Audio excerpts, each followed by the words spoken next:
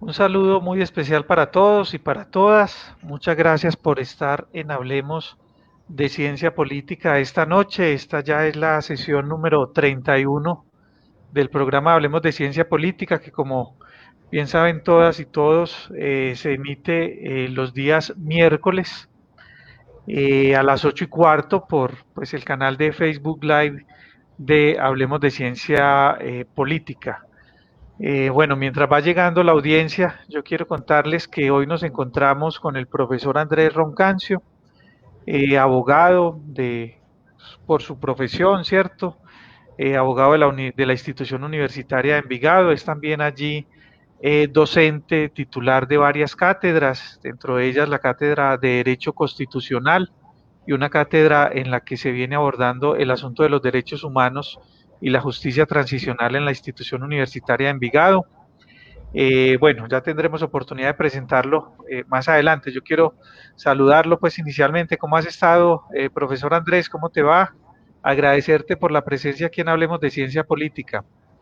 Jaime, muy buenas noches, no, muy agradecido por el espacio que me has brindado y muy contento de acompañarlos en este ejercicio tan interesante que has venido liderando y que he tenido la oportunidad de seguir. Excelentes sesiones. Esperemos que hoy estemos a la altura de todo lo que se ha venido trabajando. Yo creo que sí, Andrés. Has sido muy bien referenciado por algunos amigos en común que tenemos. Bueno, y también por tu hoja de vida académica, que yo creo pues tiene toda la altura para podernos hoy compartir una muy buena conferencia en un tema que seguramente es de mucho interés también para la comunidad de la ciencia política, especialmente para quienes se ubican en los estudios institucionalistas, cuál es el de las responsabilidades que tienen los alcaldes, las alcaldesas, ¿cierto? Como autoridades municipales en relación con un tema pues fundamental para nosotros, digámoslo así, valga de pronto la redundancia, que son los derechos fundamentales, ¿cierto? Aprovecho para saludar a Alexandra Giraldo Ledesma, que se encuentra hoy con nosotros. Gracias, Alexandra, por conectarte. A Marcela Vázquez, también una pues fiel seguidora, hablemos de ciencia política. Amparo Taborda, quien también ha estado en varios de los espacios. Esteban González, como dice Esteban, un gran tema el de hoy. Andrés Martínez nos dice que también un tema muy interesante. Gladys Paredes, también compañera politóloga de la Universidad Nacional. A mi compañera María Fernanda Pulgarí, con quien organizamos este programa de Hablemos de Ciencia Política, que ya también está conectada con nosotros. Mi madre Luz Elena Suárez de Carrión. Buenas noches, Ma, qué bueno que estés por aquí. Pillita Serranito nos dice buenas noches, qué bien.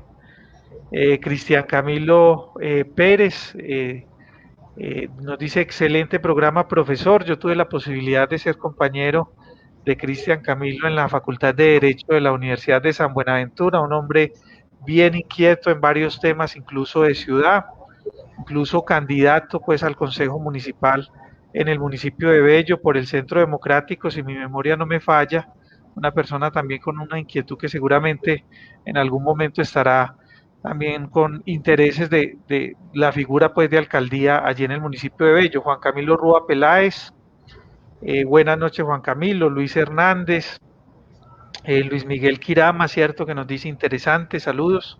Bueno, qué bien que ya se han conectado 41 personas, Andrés, con este programa.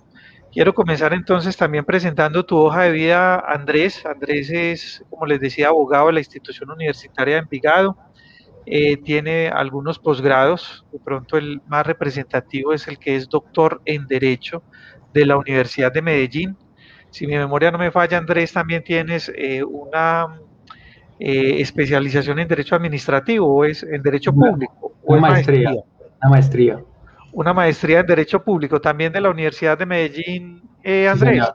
Sí, de la Universidad de Medellín. Qué bueno, has estado pues allí como desarrollando todo tu trabajo pues de estudios de posgrado. Contarles también que Andrés, pues como los decíamos, es profesor pues titular de la universidad, de la institución universitaria de Envigado actualmente en el tema de Derecho Constitucional. Ha tenido la posibilidad de trabajar también en el Instituto Tecnológico Metropolitano.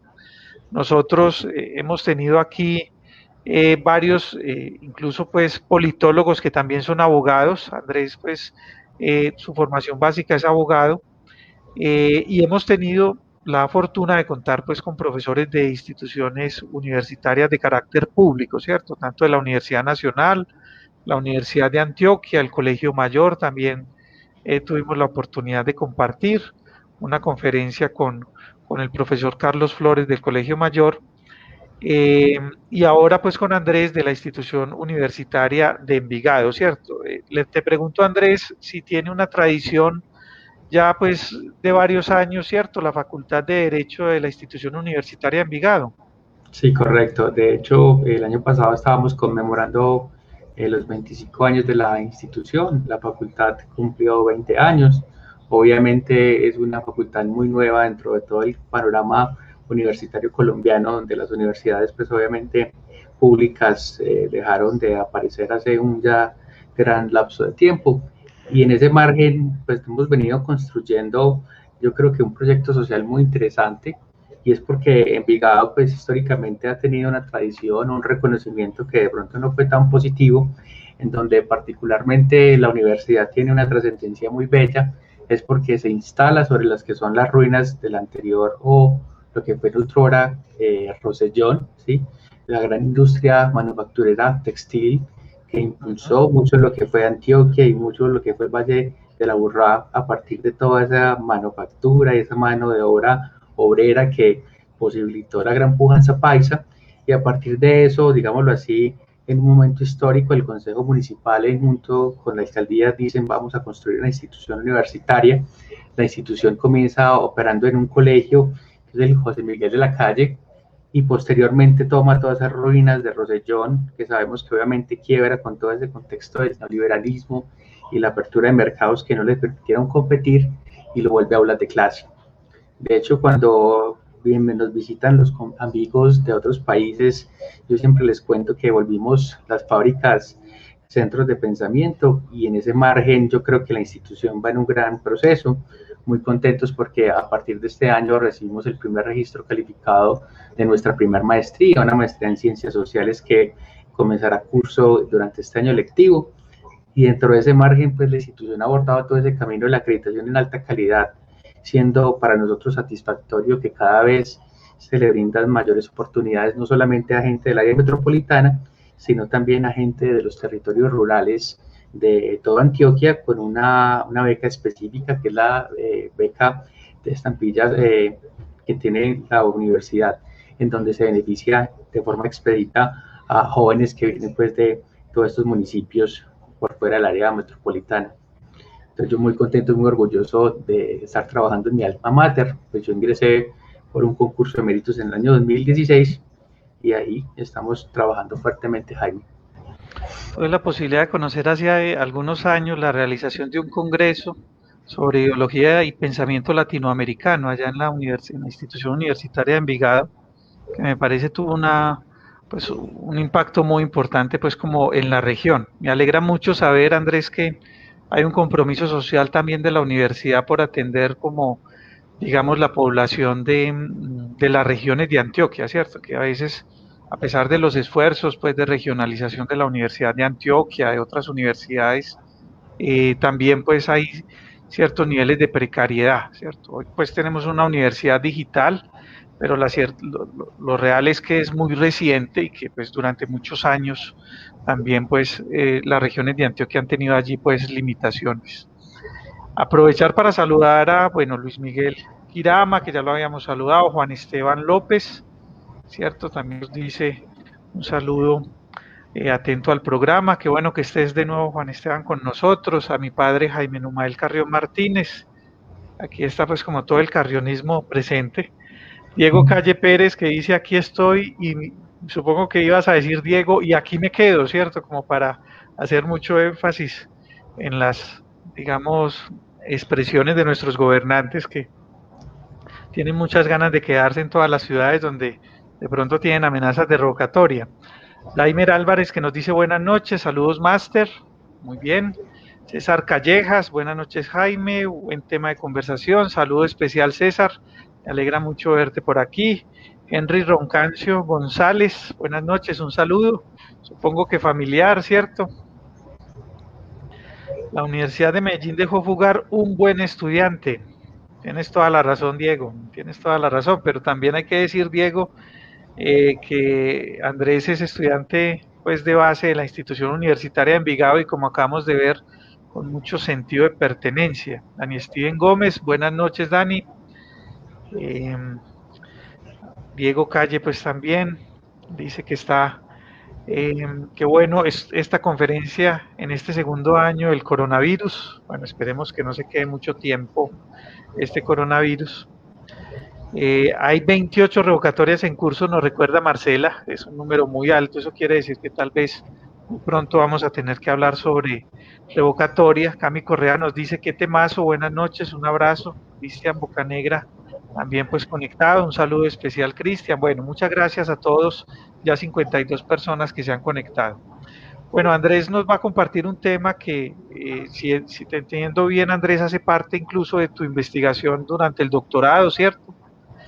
Eh, que pues tiene que ver con el tema de alcaldes y de alcaldesas y pues el papel que ellos desempeñan como garantes en materia de derechos fundamentales. La última cuña que quiero dar de Andrés es que es investigador asociado, reconocido por Conciencia, ¿cierto?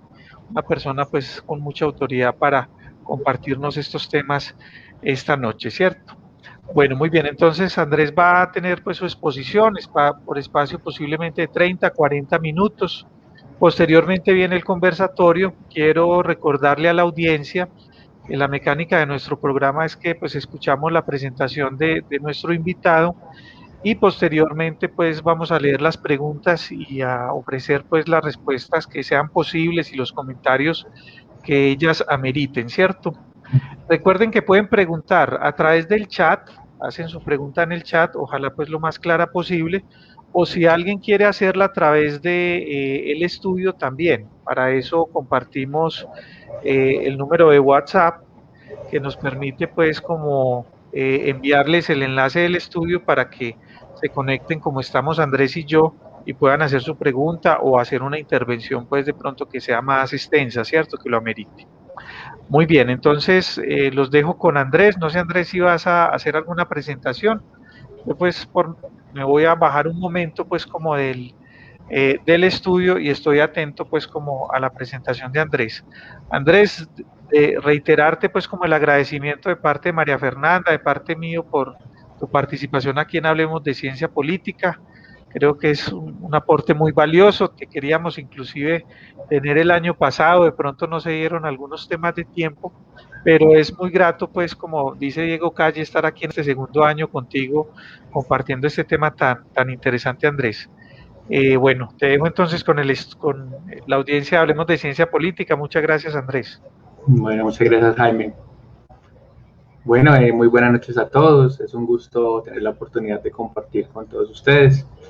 Y cuando yo creo que uno tiene la posibilidad de acercarse a estas dinámicas, yo quizás creo que la primera advertencia que debo hacer es que no puedo caer en la discursiva, pues obviamente que es propia de los abogados dentro de los márgenes técnicos, ¿sí? Y los márgenes jurídicos que alimentan generalmente estas discusiones tan coyunturales alrededor de los alcaldes, puesto que mi propósito no es, ¿sí?, comenzar a hablar sobre márgenes de legitimidad, sobre márgenes de legalidad, sobre las actuaciones de los actuales alcaldes, sino mi propósito parte pues, por una búsqueda un poco más superficial y es quizás comenzar a plantear cuáles serían todos los elementos, cuáles serían todas esas condicionantes que nos deben llevar a reflexionar sobre qué es lo que hace un alcalde, cómo un alcalde desempeña sus funciones legales y constitucionales y cuáles en última son sus obligaciones. Porque yo diría que bajo todo ese presupuesto, pues de forma directa eso es lo que nos va a permitir tener una discusión asertiva sobre los márgenes que de pronto se hacen exigibles hoy frente a los diferentes territorios, municipios, ciudades que se encuentran, como nos mencionaba Marcela ahorita, dentro de esos márgenes del mecanismo de participación de la revocatoria directa, en la medida que a partir de ello es que se tiene que sentar o se puede construir una dinámica de interrelación entre la ciudad, entre la población, entre la concepción política de lo que se espera de la democracia representativa y en últimas sobre lo que se ejerce dentro de la dinámica pública. Y para eso, entonces yo diría que inicialmente, antes de llegar al fondo del debate o a ese punto crucial que es de pronto el que alienta toda la palestra pública, se hace necesario hacer una pequeña reflexión de orden histórico sobre cuáles son las condiciones que nos ha llevado a la figura de la descentralización y por tanto a la figura de los alcaldes y cómo esas condiciones se vuelven en el primer elemento determinante para comprender qué es lo que, digámoslo así, toca el centro de lo que hoy es tan polémico y es entender cuál es en sí la responsabilidad de un alcalde al momento de garantizar o no un derecho fundamental. Y para comenzar esa discusión, yo diría que inicialmente tendríamos que reconocer que dentro de nuestro margen, quizás una de las cuestiones que se volvió más, digámoslo así, conflictiva, quizás más problemática, si me permite ser un poco reiterativo, es que cuando nuestro proyecto institucional de nación se construye a lo largo del siglo XIX, del siglo XX y por demás, ¿sí? Con lo que va a ser la llegada a la Constitución durante en el año 1991, no puede obviarse que las grandes transformaciones o que las grandes mutaciones que se dieron a lo largo de estos dos siglos, pues obviamente tuvieron un condicionante muy fuerte y fue la pugna entre centralismo y federalismo. En ese margen, nosotros diríamos que la representación del centralismo buscaba la idea de unidad. Esa idea de unidad tenía por propósito lograr establecer un margen que pudiera proyectar, planear, que pudiera construir una base sólida sobre la visión del institucionalismo, mientras que la propuesta federalista yo creo que podríamos reducirla de una forma casi responsable a una búsqueda de la autodeterminación que en últimas planteaba el reconocimiento de una esfera pública de administrar lo público desde una visión contextualizada, territorial, en donde claramente lo que se perseguía era buscar responder a las particularidades que tenía cada una inicialmente de las provincias y posteriormente de los departamentos. Tanto es así que esa cuestión deja de ser un asunto que simplemente se menciona bajo una categoría conceptual y que luego entonces va a transformarse de una forma radical cuando nosotros vemos qué es lo que pasa con nuestro diseño institucional, particularmente con la reforma de 1863, bajo ese margen institucionalizado de lo que va a ser la propuesta de ese proyecto liberal, ¿sí? Ese proyecto que busca un margen federal y lo que va a ser el movimiento de la regeneración que nos va a condicionar o que nos va a llevar a la Constitución de 1886.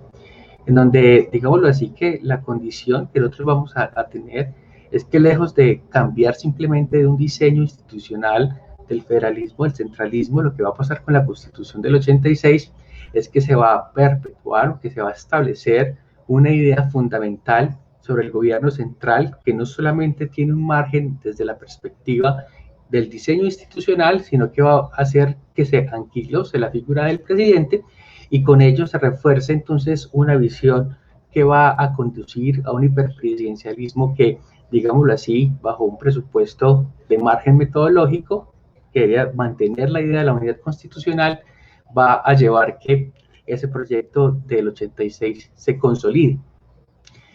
Como en últimas, dentro de las discusiones y entre los márgenes de diferencia, siempre hay que buscar una solución. Tendríamos que decir que se comienza a introducir bajo nuestro margen institucional una idea que no había sido desarrollada, que es la idea de la descentralización, y con ese margen de la idea de la descentralización, entonces se crean los departamentos en la Constitución del 86. No obstante, cuando nosotros analizamos cuál es el contenido o cuál es el alcance que tiene, pues obviamente cada uno de los márgenes y de las reformas que van a pasar en la Constitución de 1886, tendríamos que decir que hay un sinsabor, porque en últimas lo único que se trae a colación dentro de nuestro diseño institucional es una ficción propia del derecho francés que busca determinar que a través de un excesivo margen de legalidad, es decir, de la expedición de normas jurídicas, se comienza a dar forma a lo que se pretendía o por lo menos a lo que inicialmente se buscaba en ese margen de buscar darle identidad a cada uno de los departamentos. Esa situación, pues nosotros tendríamos que decir que va a generar un problema de legitimidad supremamente alto durante toda la vigencia del siglo XX, tanto así que ustedes tendrían que recordar, o si no recuerdan, pues a lo que va a pasar durante los años 80, en donde la visión del municipalismo toma una fuerte vigencia en la discusión política. Hay una gran definición por decir, no, denos más poder, deléguenos más poder, porque en últimas estamos atados a ese exacerbado centralismo. Y bajo esa ficción, pues digámoslo así, la discusión que se va a dar generalmente en los 80 y los 90 va a decir, bueno, el municipio tiene que volverse un referente. No obstante, yo les dije, un problema gravísimo, entonces la tradición entendía que como se tenía que institucionalizar a través de normas jurídicas, esas normas jurídicas lo único que terminan generando son condiciones normativas que van a resultar en lo que nosotros vamos a conocer, ¿sí? Como el régimen municipal, el régimen departamental, en donde se reconocen o se abrogan competencias de carácter colmar a la de figura de los alcaldes y a los gobernadores. Sabemos que entonces el siglo XX termina con una gran crisis institucional, una gran crisis que va a darse desde el panorama político por todos los problemas que se derivan del narcotráfico, por obviamente la ausencia que se va a generar del Estado en todos los márgenes rurales, producto del conflicto armado interno, que en ese momento hay que reconocerlo, ¿sí? Y además de eso, entonces tendríamos que decir que claramente hay una tensión, porque en últimas quienes ocupaban ese papel paradigmático de tener que afrontar la administración pública desde los departamentos y los municipios, únicamente se encontraban adscritos o limitados a un margen de carácter meramente formal, que era contenido en este régimen departamental y en este régimen municipal. Tan cierto es que esto se comienza a deportar o se comienza a cimentar que cuando se comienza a discutir en la Asamblea Nacional Constituyente, uno de los puntos más álgidos, nos recuerda la gran docente Liliana Estupiñán Churi, es definir cuáles eran los alcances de lo que iba a ser la descentralización y por tanto el reconocimiento territorial. Y cuando entonces se comienza a indagar sobre las gacetas que van a conformar el diseño de la nueva Carta de la Constitución de 1991, es claro que la descentralización se presenta como un proyecto que tiene muchas pretensiones, pero que en últimas va a ser ligado a ese margen o a ese fantasma del legalismo que extraía de la tradición del 86, en donde claramente eran normas lo que iban a poder dar identidad a toda esta dinámica del gobierno territorial. Y cuando llegamos a ese punto, luego entonces vamos a encontrarnos que a partir del 1991, pues con la creación del Tribunal Constitucional, nuestra Corte Constitucional comienza a definir cuáles van a ser esos alcances que va a tener el ordenamiento territorial, y vamos a encontrarnos que indudablemente, pues entonces la Corte hace un ejercicio que nosotros podríamos definir como un ejercicio de constitucionalización. Ese ejercicio de constitucionalización trata de impregnar, trata de hacer que la Constitución obviamente cambie las dinámicas de comprender el mundo jurídico y por tanto el mundo de la administración pública, que no solamente iba a ser basado en normas jurídicas, sino en contenidos de carácter sustancial, en derechos de carácter sustancial, que tienen que comenzar a privilegiarse, en donde de una forma clara lo que nos vamos a dar cuenta es que va a tener un gran auge de lo que va a ser conocido como el activismo judicial, en donde la Corte Constitucional comienza a decirle a toda la estructura orgánica del Estado colombiano, basta ya de ese exacerbado legalismo, pasemos a hacer una discusión alrededor de las dinámicas de lo que implica reconocer un Estado constitucional. Yo creo que de ahí de forma célebre, sí, siempre vamos a recordar esa gran corte, que es la primera corte en donde Ciro Angarita Barón comienza a dar un significado sobre toda la teoría del gobierno dentro del margen de un Estado democrático y constitucional, al afirmar que el reconocimiento de Colombia como un Estado social de derecho es un Estado que dice, voy a intervenir, voy a garantizar una intervención desde la acción estatal, porque en últimas los contenidos dogmáticos, las normas, los derechos fundamentales que se consagran en la Constitución tienen que hacerse algo plausible, algo efectivo, algo palpable para las personas.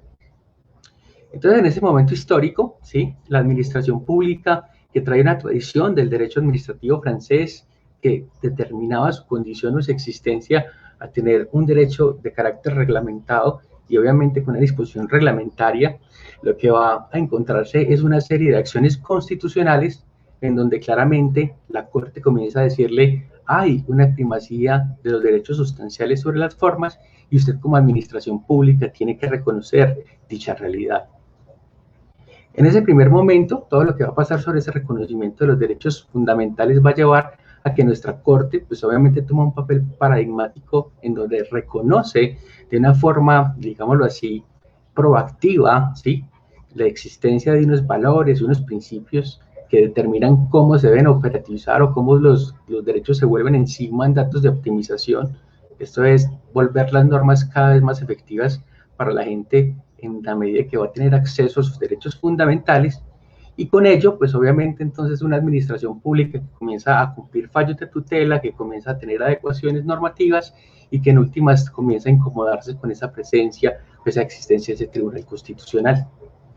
Yo creo que todo ese fenómeno resulta muy interesante porque la Corte incluso comienza a tener un papel proactivo en la medida que reconoce sentencias de constitucionalidad que tienen incidencia de carácter fiscal, que ordenan sobre políticas públicas y que incluso llegan a convertirse dentro de esa dinámica en una Corte legisladora que ordena al Congreso de la República a tomar medidas en las que dice, si somos un Estado social de derecho, luego entonces tenemos que causar modificaciones a nuestro orden constitucional. Y bajo esa precisión, entonces va a pasar algo dentro de la estructura propia de la organización del Estado colombiano, en donde esa administración pública comienza a incomodarse y a buscar medidas que comiencen a coaptar el alcance de la Corte. Yo creo que dentro de todo ese margen surge un momento de tensión dentro de la realidad política y la realidad jurídica, porque ahora el constitucionalismo se comienza a entender no solamente en una dinámica netamente jurídica, sino también dentro de una dinámica netamente jurídica, pero que indudablemente bajo una precisión, una república parte por un supuesto y es la separación de los poderes públicos, luego entonces tampoco es responsabilidad de una Corte asumir todo lo que debe determinar como lo justiciable o lo efectivo, incluso si hablamos de derechos fundamentales. Y bajo ese margen, yo diría que hay un acto legislativo que se vuelve sumamente interesante, que es el acto legislativo 03 del año 2011, en donde de una forma estructural se le pone una limitación de carácter funcional a esa Corte Constitucional, en donde le dice, no, Corte, nosotros tenemos claro que usted tiene muy buenas intenciones, pero indudablemente tenemos que hablar sobre la sostenibilidad fiscal del Estado. Bajo ese margen, luego entonces hay un elemento que se vuelve central, ¿sí?, y es que los derechos fundamentales tienen unas limitaciones para el momento de considerarse efectivos. Esas limitaciones están ligadas a lo que funcionalmente se va a entender como la teoría de la progresividad, es decir, qué es lo que se tiene, hasta dónde se puede cumplir y qué es lo que no se puede retroceder al momento de hablar de un derecho fundamental. Pero la Corte, en un tema más, termina diciendo, sí, usted tiene la razón, ¿sí?, el legislador debe cumplir sus funciones como legislador, yo debo tutelar las categorías jurídicas que se deben proteger y la rama ejecutiva debe entonces responder por la administración, la gestión y toda la proyección sobre las riendas del Estado. En últimas, bajo nuestro diseño constitucional, tendríamos que recordar que sitúa al presidente no solamente como jefe de Estado, sino también como jefe de gobierno y como máxima autoridad administrativa, en donde claramente, pues digámoslo así, volvemos a esa tradición hiperpresidencialista de un presidente que tiene tanta responsabilidad y de unas entidades territoriales que van a aparecer ahí. Yo creo que cuando entonces nosotros comenzamos a unir todas esas piezas de ese rompecabezas que se estructura, como toda esa realidad institucional que se construye, tendríamos que decir que dentro de ese margen constitucional van a aparecer los gobernantes de los entes territoriales, específicamente gobernadores y alcaldes.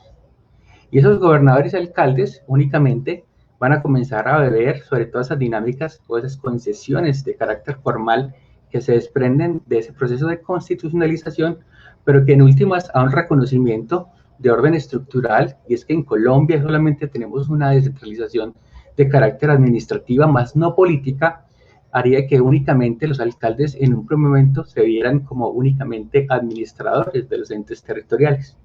Administradores que deben cumplir con esas proyecciones que, digámoslo así, desde el plano político vendrían desde el presidente y que en últimas tendrían que comenzar a irradiar todo lo que se presentaría dentro de la dinámica de la gestión pública como los fines institucionales del Estado que están ligados a la figura del presidente.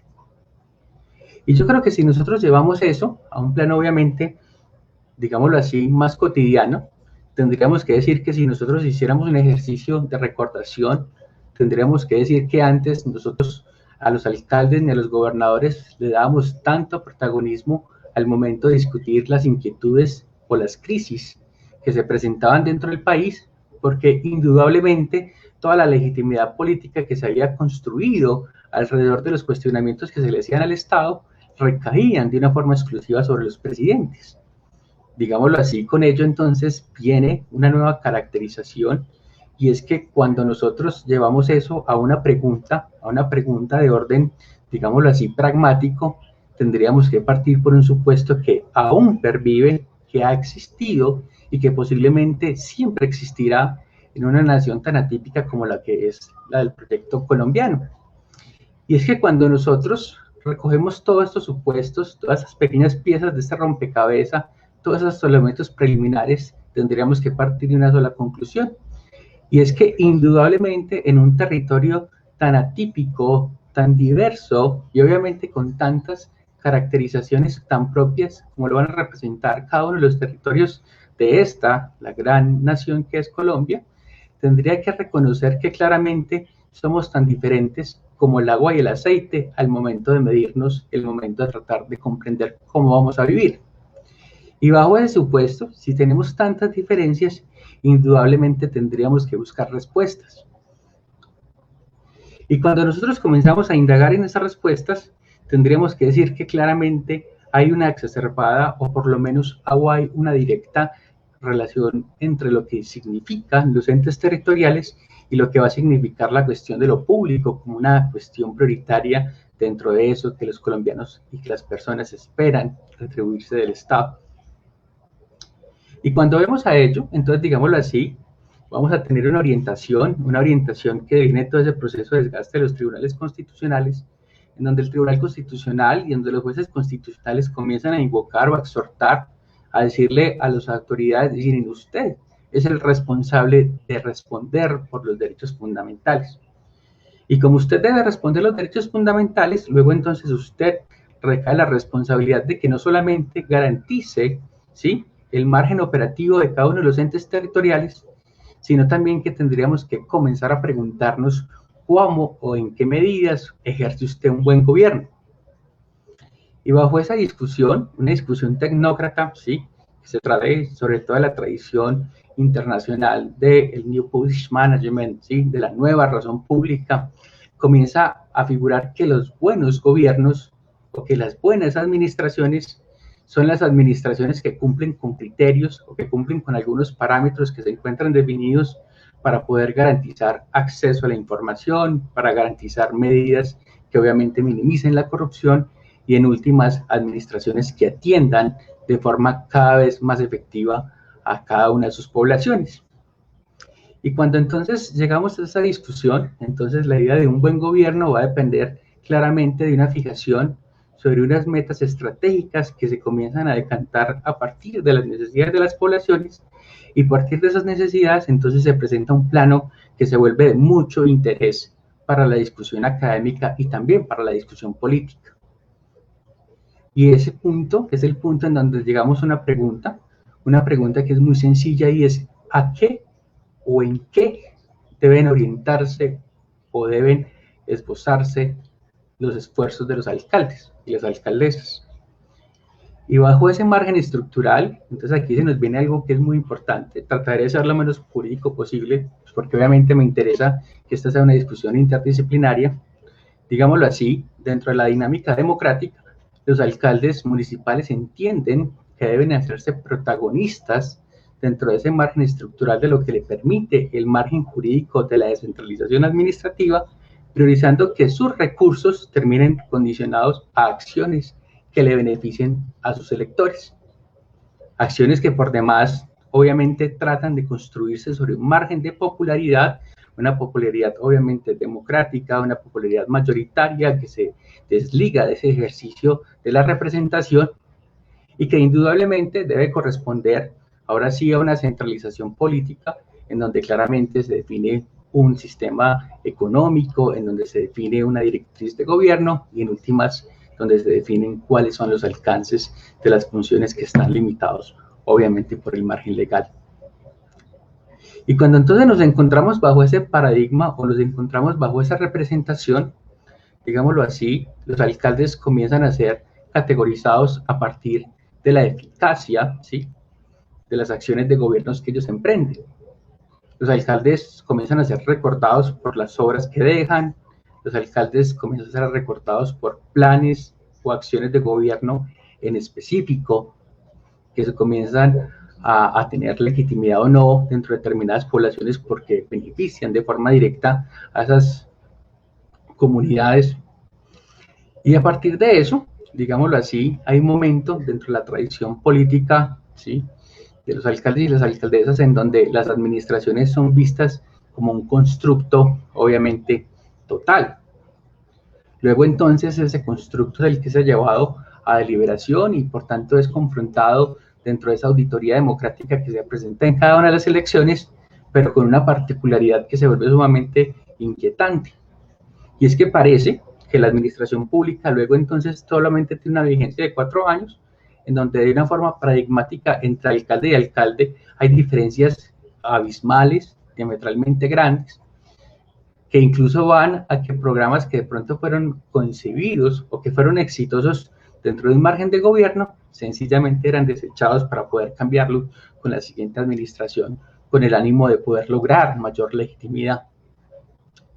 Y bajo ese margen de discusión, luego entonces entendemos que el ejercicio, ¿sí?, del gobierno municipal casi que es categorizado o es caracterizado a un ejercicio de popularidad, y en ese margen de ejercicio de popularidad simplemente comienza a construirse una retórica en donde los alcaldes son populares o impopulares, ¿sí?, en la medida que generan o que ejecutan determinadas acciones de gobierno.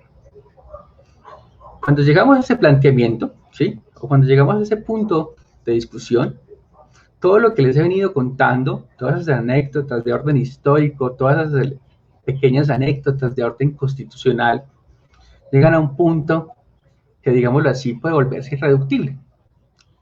Y ese punto yo voy a ejemplificarlo de una forma directa con la pandemia, que obviamente es un punto que me permite ser imparcial, porque yo entiendo que hoy la figura de los alcaldes es algo que es extremadamente político, ¿sí?, que responde obviamente a diferentes ideologías y a visiones de Estado, en donde claramente lo que me interesa a mí es diagnosticar cómo se comienza a generar esa relación entre el mandato municipal y la protección efectiva de derechos fundamentales.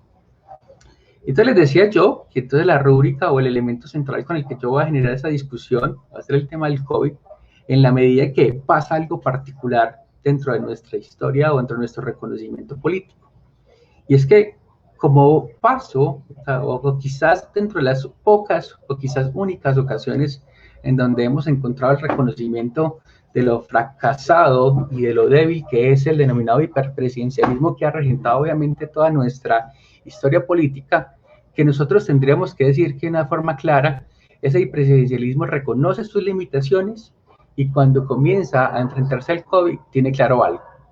Colombia es un estado que tiene grandes diferencias, que entre territorio y territorio existen construcciones culturales, económicas, sociales que son diferentes, y luego entonces resulta irrisorio o absurdo tratar de plantear una política nacional que homogeneice cómo confrontar el COVID.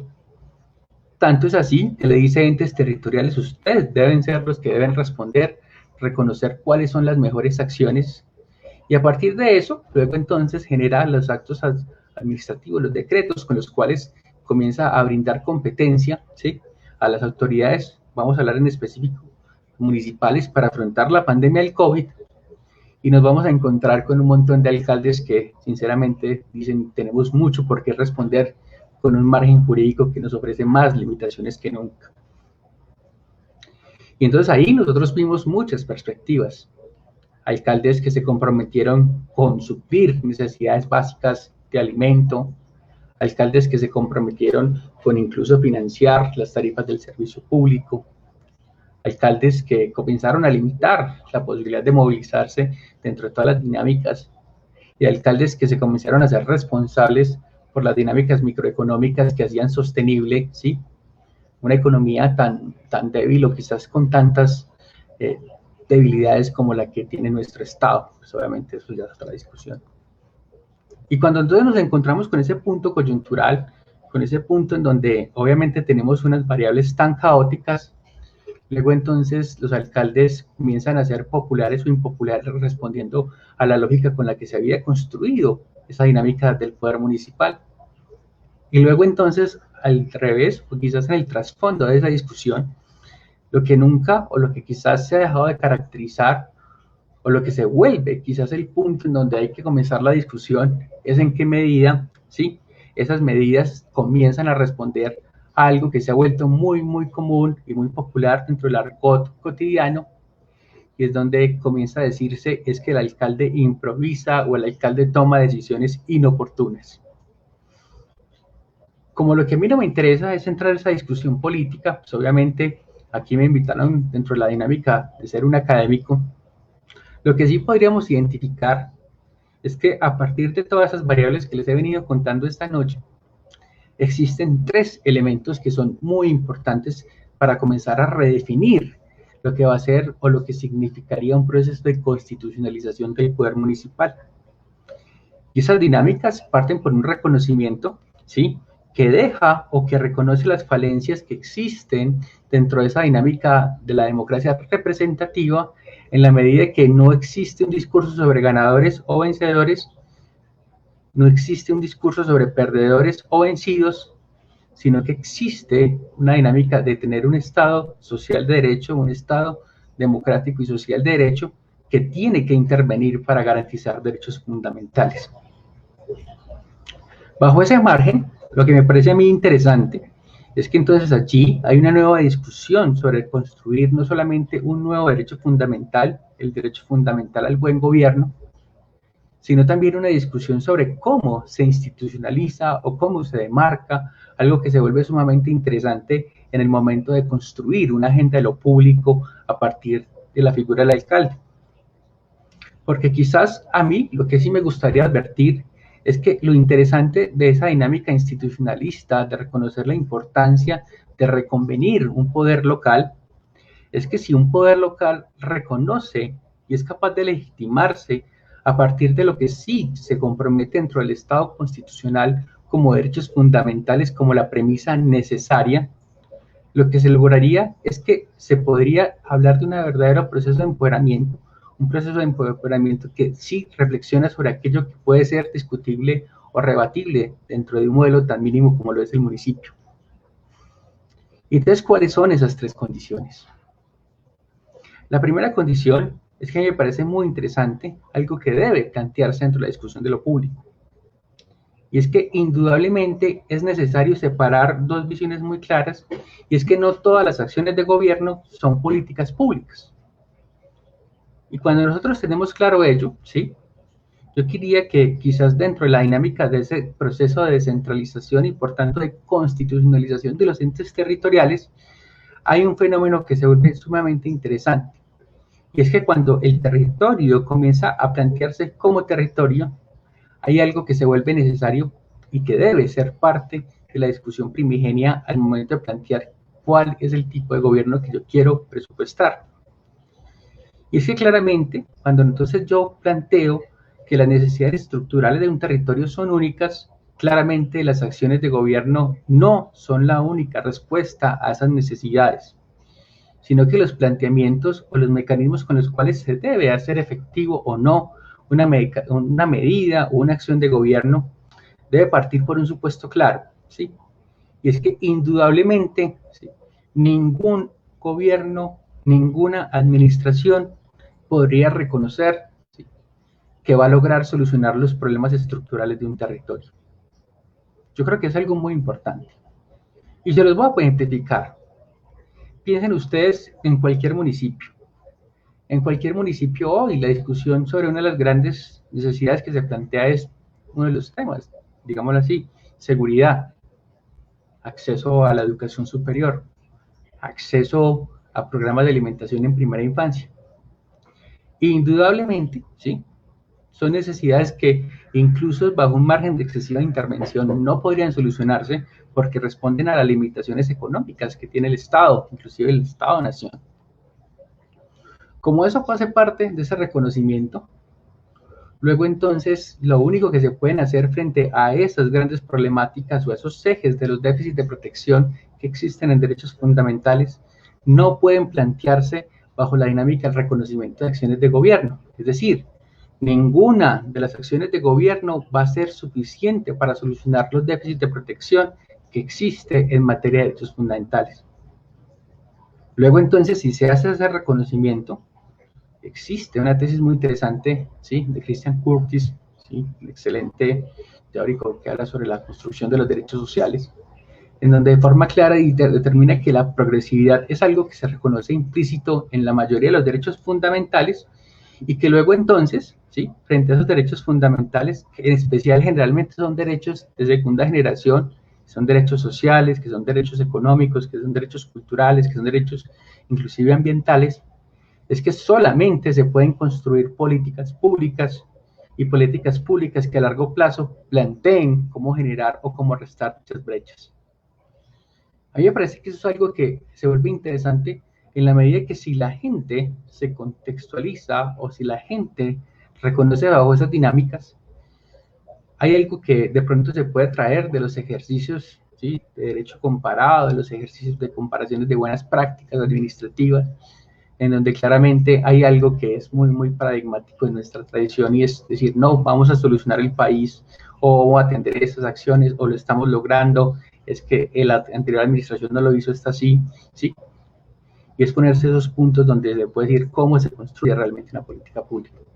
Porque el margen comparado, lo que se vuelve interesante aquí, es que cuando uno determina que el eje o que el objeto central de la política pública luego entonces se trasciende o se configura alrededor de esa construcción de derechos fundamentales, esa política pública lo que va a hacer es que no determina unos alcances que simplemente son limitados desde la perspectiva técnica, sino que obviamente tienen un ampliaje sobre la condición de protección que se exige o que se entiende debe ser operativa.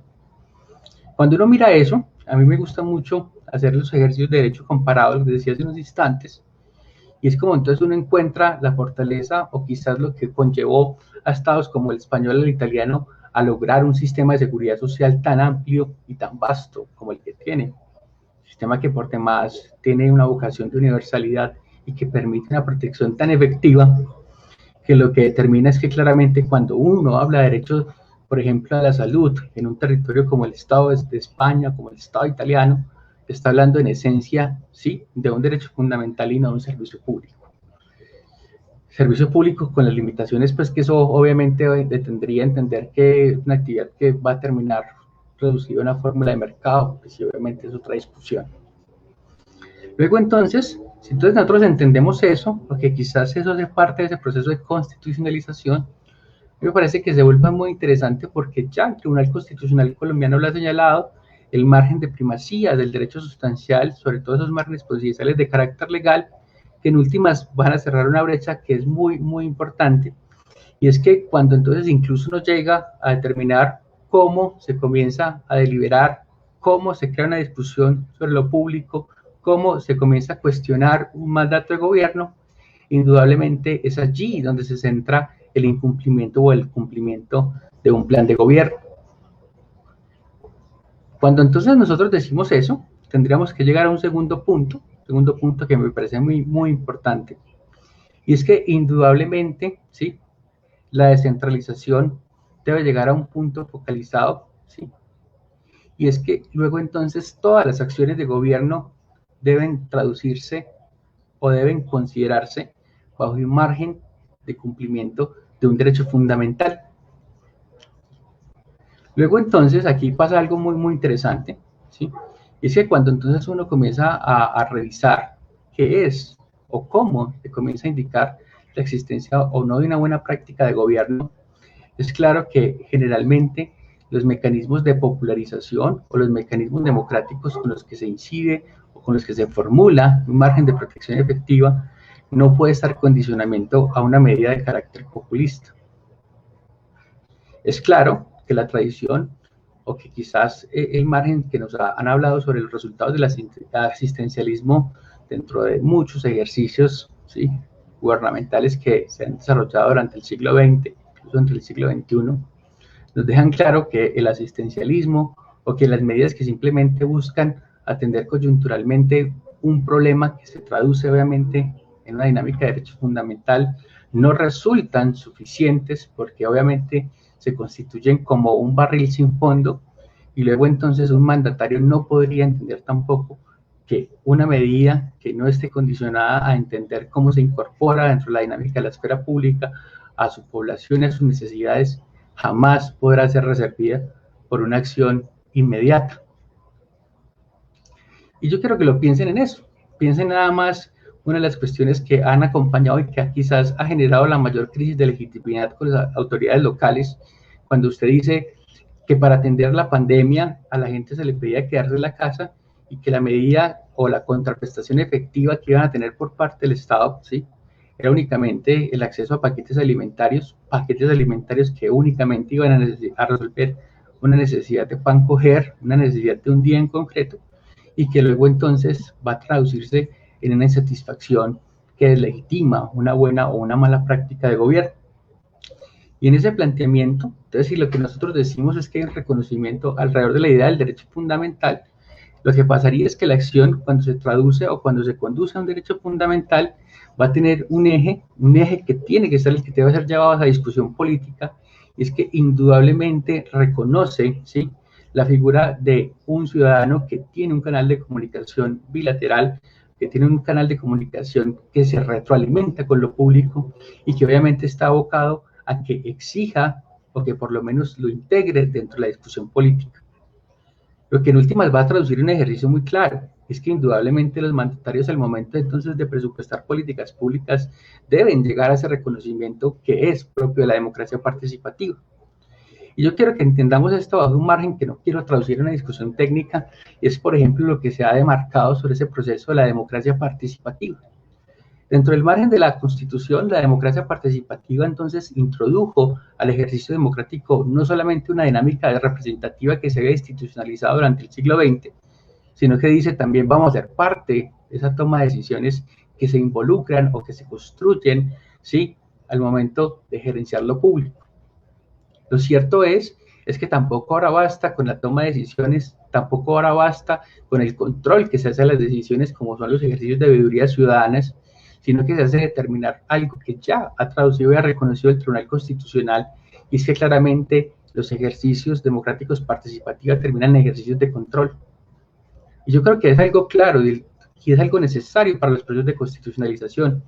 Tenemos que reconocer que indudablemente debe reconocerse el control como algo necesario para poder fundamentar un ejercicio de legitimidad política, porque en la medida que se hace control, ese feedback que existe entre administración y ciudadanía va a traducirse en que las medidas de protección que se reconocen como propias de los derechos fundamentales van a ser cada vez más asertivas dependiendo de las necesidades. Porque yo tengo claro, y algo sí nos ha dejado claro todo este proceso histórico, y es que indudablemente las necesidades son tan individuales, son tan características, que no pueden ser sino presupuestadas desde el ámbito local.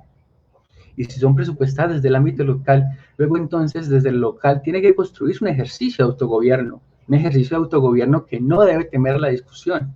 Yo creo que es algo fundamental de la democracia participativa, que debe consolidar esa idea de que no se resuelven los problemas a través de acciones de gobierno, y luego entonces no pueden haberse ni construirse políticas públicas sin tener un ejercicio de control. Finalmente, ya es una vocación que se vuelve muy interesante, se vuelve obviamente supremamente, quizás yo diría que polémico al momento de determinar cuáles son esos alcances, porque indudablemente llegamos a un último punto, y es un punto en donde entonces si tenemos primero un gobierno que entiende que no va a resolver los problemas, pero que sí debe atender a políticas públicas, un gobierno que reconoce que debe integrarse a los mecanismos de control, es un gobierno que luego entonces debe plantearse sobre el reconocimiento del cogobierno, ¿sí? Y bajo ese margen, cuando yo hablo de cogobierno, estoy hablando de la posibilidad de reconocer el autogobierno de la comunidad, un gobierno que reconoce que la medida democrática solamente se establece a partir de la idea, ¿sí?, de incluir a los diferentes actores, de reconocer, obviamente, que debe generar acciones de pluralidad dentro de la toma de decisiones, dentro del diseño de las decisiones, dentro de la ejecución de las decisiones, y que indudablemente tendría que responder sobre algo que nos debe plantear realmente qué es o cuál es el ADN de la administración pública de un margen territorial. Lo que tendríamos que decir es que desafortunadamente aún pervive dentro de la administración pública esa visión legalista, esa visión obviamente que se encuentra anquilosada a esas dinámicas de administración de burócrata que acompañó una tecnificación de los procesos y los procedimientos y responder a una nueva realidad, una realidad de constitucionalización que debe hacer que las tomas de decisiones sí se entiendan y se entiendan en sede o en clave de derechos fundamentales. Y eso yo lo creo que lo podríamos tomar como el tercer elemento a partir de un ejercicio muy básico. Pasó en el ejercicio del último toque de queda que hubo aquí en el municipio de Envigado, en donde comenzó la autoridad municipal a imponer comparendos a gente que comienza a hacer ¿sí? Ejercicio, porque entienden a partir de una comunicación de la autoridad departamental que podían hacerlo, ¿sí? Y que en últimas terminan traduciendo una visión clara, y es que esa administración pública debe reconocer que se equivoca, debe reconocer que tiene falencias y debe responder a ellas sin dudar, o por lo menos reconociendo que no existe problema en decir que se equivoca. Porque cuando entonces se entiende eso, entiende que la primacía o que la posibilidad fundamental de lograr ¿sí? potencializar esos mecanismos de protección alrededor de la idea de los derechos fundamentales, luego entonces entiende que se constitucionaliza. Y digo yo que se constitucionaliza por una razón muy básica, ¿sí? Una razón es que la primacía del principio de legalidad que se construyó durante todo el siglo XX bajo la idea de la tradición francesa, de que la ley es dura, pero es la ley. Luego entonces, bajo todo ese proceso de constitucionalización, entiende que la legalidad se encuentra sujeta a la constitucionalidad y que luego las decisiones que terminan siendo contradictorias a los derechos fundamentales carecen ¿sí? de constitucionalidad y que luego entonces deben ser aplicadas de conformidad a los mandatos constitucionales. Entonces uno diría, hay algo claro, ¿sí? Sabemos que no podemos resolver los problemas estructurales, sino que podemos generar políticas públicas, que no tenemos que tener miedo del control. Luego entonces hay que también cambiar o por lo menos transformar esa visión en donde las autoridades están diciendo, listo, es que mis actos se presumen legales hasta que un juez determine lo contrario o hasta que usted se someta al procedimiento administrativo para que yo le diga que tiene la razón. Entonces yo les decía en el ejemplo de la movilidad, diciendo algo tan básico como, bueno, entonces si yo entiendo que como autoridad municipal me equivoqué, reconozco eso, ¿sí? Una actitud que debe ser muy propia de los alcaldes. La humildad es un asunto que no solamente hace grandes hombres, sino hace buenos administradores, pero que en últimas que determine que cuando sus decisiones pueden afectar a derechos fundamentales, esas decisiones tienen que ser tomadas o revertidas dentro de ese margen que es propio de su función administrativa. Cuando nosotros planteamos eso, ¿sí? Yo diría que esas tres dinámicas se vuelven entonces interesantes, porque hay para mí una conclusión muy básica, yo creo que con esto puedo terminar y abrirnos al debate, y es que indudablemente tenemos algo claro dentro de nuestro diseño institucional. Los jueces constitucionales hoy solamente resuelven, ¿sí? o ponen a paños de agua tibia a los problemas estructurales que tienen las personas frente a sus derechos fundamentales. Cuando un juez constitucional concede una tutela, está resolviendo un caso en específico, pero no está resolviendo la gran problemática que tienen, obviamente, todos los colombianos frente a un asunto tan vital como la salud, ¿sí? o como la vida. Y en consecuencia de ello, los jueces solamente pueden resolver o tomar decisiones que de forma diferencial llegan a los estrados judiciales. Que indudablemente la tradición ¿sí? legislativa, que obviamente está en cabeza del Congreso de la República, ha dejado claro que el Congreso de la República deja de atender las necesidades territoriales porque se encuentra o que se construye bajo esa clave centralizada que obviamente es estatal, poder hiperpresidencialista, que no ha sido diferencial a toda la historia de lo que hemos tenido dentro de nuestro largo trasegar como república, y que indudablemente luego entonces parece recaer esa gran responsabilidad en los mandatarios territoriales, quienes deben ahora sí responder a algo que no va a ser propio ni el presidente ni el Congreso, y es la realidad y la cotidianidad de lo que pasa en cada uno de los territorios. Diciendo esto, que indudablemente quizás uno de los caminos o quizás uno de los paradigmas que se dan y que obviamente están articulados a estos procesos revocatorios que tienen en curso, ¿sí? Muchos municipios dentro de todo el territorio nacional que están planteados bajo ese supuesto de entender que los alcaldes hoy parecen más protagonistas en la medida que son más cuestionados o que son más apoyados que indudablemente hay algo cierto, y es que la institucionalidad demanda hoy una figura proactiva de estos mandatarios locales que deben responder a ese proceso de constitucionalización. Y que si en esa medida ese proceso de constitucionalización llega y se vuelve una parte fundamental de toda esta dinámica de construcción de lo público, hay algo que sí va a tenerse claro, y es que va a haber un proceso de reconstrucción de lo que se tiene sobre la democracia participativa, que cada vez está orientada a entender que la participación hace ciudadanos que gobiernan al lado de los mandatarios, ¿sí? Y que indudablemente va a responder a esa gran crisis de legitimidad que tenemos como Estado, donde indudablemente hay un gran margen de discutir. Luego ahí, entonces, mi conclusión es que hoy, más que nunca, ¿sí?, los titulares de los derechos fundamentales parecen ser los mandatarios, sobre todo los mandatarios territoriales, y que bajo esa apuesta, luego es allí donde deben comenzar a hacerse las nuevas preguntas. Preguntas por temas que luego entonces deberán llevarnos a construir dentro de la esfera de lo público qué es lo que estamos planteando o cuál es el proyecto institucional que estamos nosotros presupuestando para el municipio y para los departamentos. Porque a partir de eso, sí, tendríamos que decir, claro, que es que si nosotros, digamos, y nos comenzamos a enclastrar dentro de una dinámica partidista, dentro de una dinámica netamente, digámoslo así, de partidos políticos que buscan o que quieren o que se cimentan sobre revanchismos o que se anquilosan bajo la figura de la institucionalidad, yo creo que es claro que los únicos que van a perder van a ser los ciudadanos y obviamente la gente del común. Luego ahí yo creo que entonces podríamos entrar a una discusión más amplia. Jaime, yo creo que con eso finalizo mi intervención. Andrés, muchas gracias. Una intervención, un desarrollo bien interesante y me parece a mí con mucha información de dónde pegarse para crear discusiones, ¿cierto? Creo que seguramente nos has hecho una síntesis de lo que ha sido tu estudio en un buen periodo de tiempo y las, digamos, implicaciones e interpretaciones que sobre este asunto pues ha traído como el estudio. ¿No? Hasta ahora no veo pues ninguna pregunta de pronto en el público, no sé si existe de pronto alguna pregunta que quieran que le formulemos a Andrés Roncancio. Si no, yo también pues he venido construyendo unas preguntas que me parece que nos pueden ayudar a abrir la conversación. Aprovecho para saludar a Alejandra Tirado, que también se ha conectado, a Nora Cecilia Isaza Ospina, ¿cierto? Juan Pablo Marín,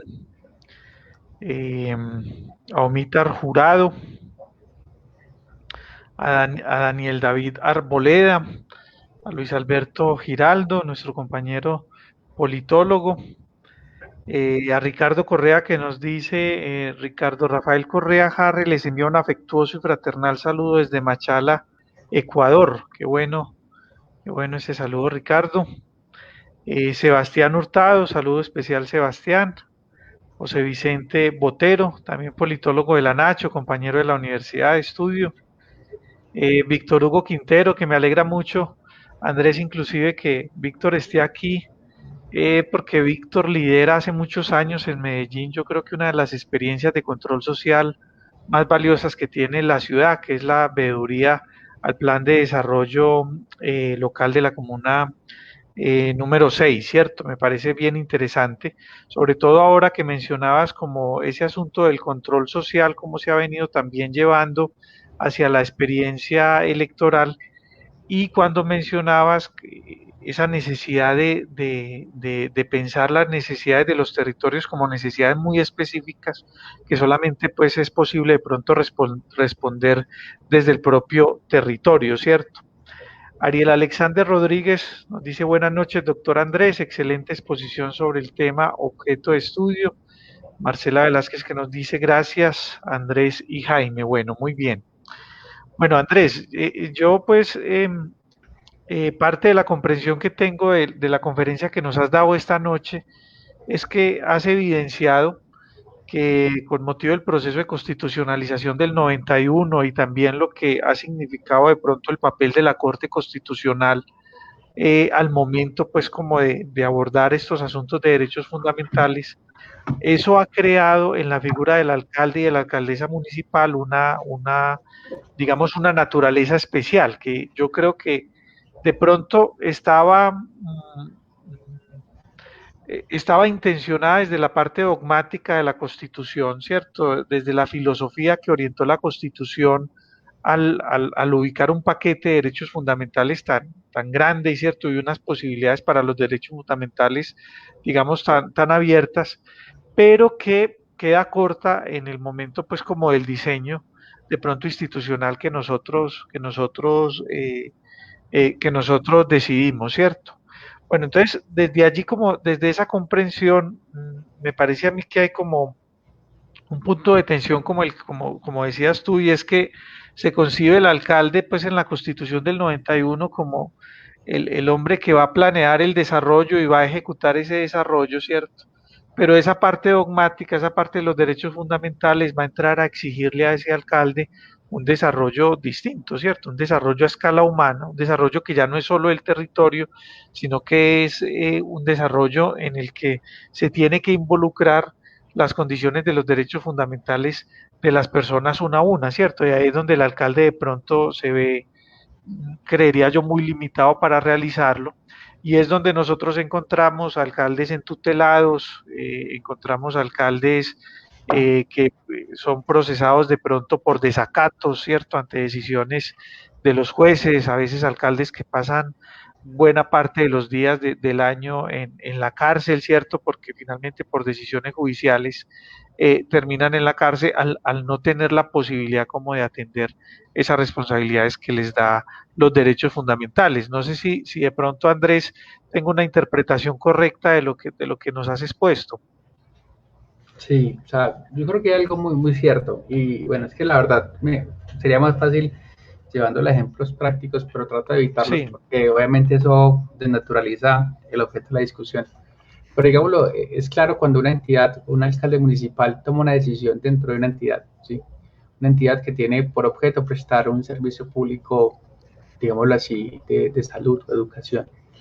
Y dentro de ese objeto, claramente debe tomar las mejores decisiones. Obviamente es autoridad administrativa, ¿sí? Ejerce como autoridad dentro del territorio y sí, claramente entiende cuáles son las necesidades. Luego entonces una decisión parece que debería estar motivada en consecuencia con los derechos fundamentales que se presupuesta son los que reconoce, necesita su comunidad y luego entonces eso es lo que le va a generar un reproche o no dentro de lo que va a ser un proceso de construcción de legitimidad. Y vamos a ponerlo por un supuesto hipotético. Imagínate tú un municipio en medio de la pandemia que determina que va a comenzar a despedir maestros porque los maestros les salen muy costosos, ¿sí? Y luego entonces es claro que la pandemia determina una necesidad que a la medida que los niños tienen más dificultades para acceder a la educación o porque tienen limitaciones de equipos, etcétera, etcétera, y que la medida sea motivada simplemente diciendo, no, estamos mejorando las prácticas administrativas de este municipio, luego entonces porque es bueno ahorrar dinero, ¿sí? O porque simplemente los que estaban ejecutando ese proyecto no son de mi vocación política, etcétera. Pueden ser muchas variables, no hablemos de cosas tan específicas. Lo cierto es que indudablemente es una práctica que no está porque sea limitada o no, sino porque reconoce que existe una buena o una mala administración por parte de ese alcalde. Si yo tengo claro que las medidas y los déficits en derechos fundamentales se traducen en reconocer que si bien no puedo ofrecer todas las soluciones, porque tú lo has dicho, existen muchas limitaciones, lo cierto es que yo sí debería dirigir que todas mis acciones dentro de mis posibilidades, obviamente legales y fiscales, estén direccionadas a atender eso. Eso determina, claro, algo que es un ejercicio que en la construcción académica se llama accountability. La accountability luego entonces dice, bueno, ¿cómo presta la rendición de cuentas? Es lo que yo te diría, ahí deberían entrar, claro, categóricamente, cada vez esos ejercicios de control social. Esos ejercicios de control social han sido traducidos, inclusive reconocidos por la Corte Constitucional como el nuevo eje sobre la democracia, ¿sí? La Corte nos dice, la democracia hoy no solamente se entiende en la democracia representativa que se anquilosó tan fuertemente durante el siglo XX al momento de la elección y tampoco se delimita a ese momento de toma de decisiones cuando la ciudadanía participa del mecanismo de participación ciudadana, sino que ahora más que nunca se traduce en el control, ¿sí? Luego entonces los ejercicios de control social son relevantes porque son los que llevan a medición lo que yo te mencionaba, es que claramente ninguna autoridad, ni siquiera el presidente va a resolver jamás un problema de un derecho fundamental. Siempre un derecho fundamental está sujeto a muchas variables de carácter económico, social, político. Lo cierto es que luego entonces entendemos que las acciones de gobierno deberían traducirse en políticas públicas, en un buen diseño de políticas públicas y luego entonces en una buena estructura de políticas públicas que van a ser validadas o no.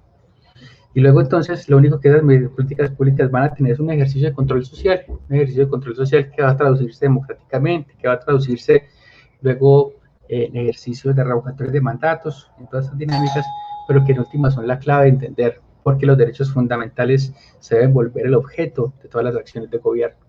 Y para mí eso es fundamental, ¿sí? Claro. Pensátelo de una forma clara. Un alcalde que debe rendir cuentas en un proceso de revocatoria de mandato lo hace porque de una forma clara responde por sus acciones, pero sus acciones no pueden ser tampoco un voz populi de revanchismo político, sino que deben ser centralizadas sobre el déficit de protección que prestó o que dejó de prestar en una acción muy concreta. Y yo creo que si en algún momento tienes la discusión sobre los procesos de revocatoria, es bueno cuestionar, ¿sí? Cuando entonces existe o cuando se dirige esa audiencia pública, entonces donde el cuestionamiento de tradición es que, mire, si usted hizo esas acciones, si usted despidió a ese personal, si usted cambió las reglas de juego, entonces justifique si es que va a proteger mejor o va a proteger menos ese derecho fundamental. Y yo creo que ahí es donde entonces el principio de progresividad que se ata tanto a entender el diseño de las políticas públicas con la idea de los derechos fundamentales se vuelve un eje para determinar lo que es un buen gobierno. Porque yo te lo puedo decir en cifras muy claras. Generalmente cuando uno asiste a un proceso de rendición de cuentas, los procesos de rendición de cuentas son maravillosos porque son procesos de naturaleza estadística, ¿sí? Cuantitativa en la mayoría de las veces. Protegimos tanto porque dimos tantos auxilios, llegamos a tanta comunidad, etcétera, etcétera. Pero lo interesante de eso es que cuando uno dice, bueno, realmente entonces, ¿qué presupuestaría la idea de un buen gobierno? La idea de un buen gobierno no solamente puede responderse a una dinámica cuantitativa, sino que también debería decir cómo hemos transformado el producto de vida. Y yo creo que hay una experiencia bellísima, sí, yo creo que una experiencia bellísima, el caso de Medellín, con las instituciones de educación superior. Fui profesor del ITM, sí, y cuando uno se pregunta cuál es el impacto de una apuesta de una política pública de educación a largo plazo, como ha sido el proyecto del ITM, sí, nada más hoy decir 24.000 estudiantes de las locales más, digámoslo así, asimétricas de Medellín, todas las comunas, ¿sí? Incluso otros municipios que estudian en el ITM, entonces usted dice hay una buena práctica de gobierno. Entonces, digámoslo así, hoy existe un proceso de revocatoria en el municipio de Medellín. La discusión es luego entonces qué derechos fundamentales se afectan o se han dejado de afectar o se van a proteger más, porque luego entonces eso es lo que la ciudadanía debería responder al momento de decir voy a revocar a un alcalde.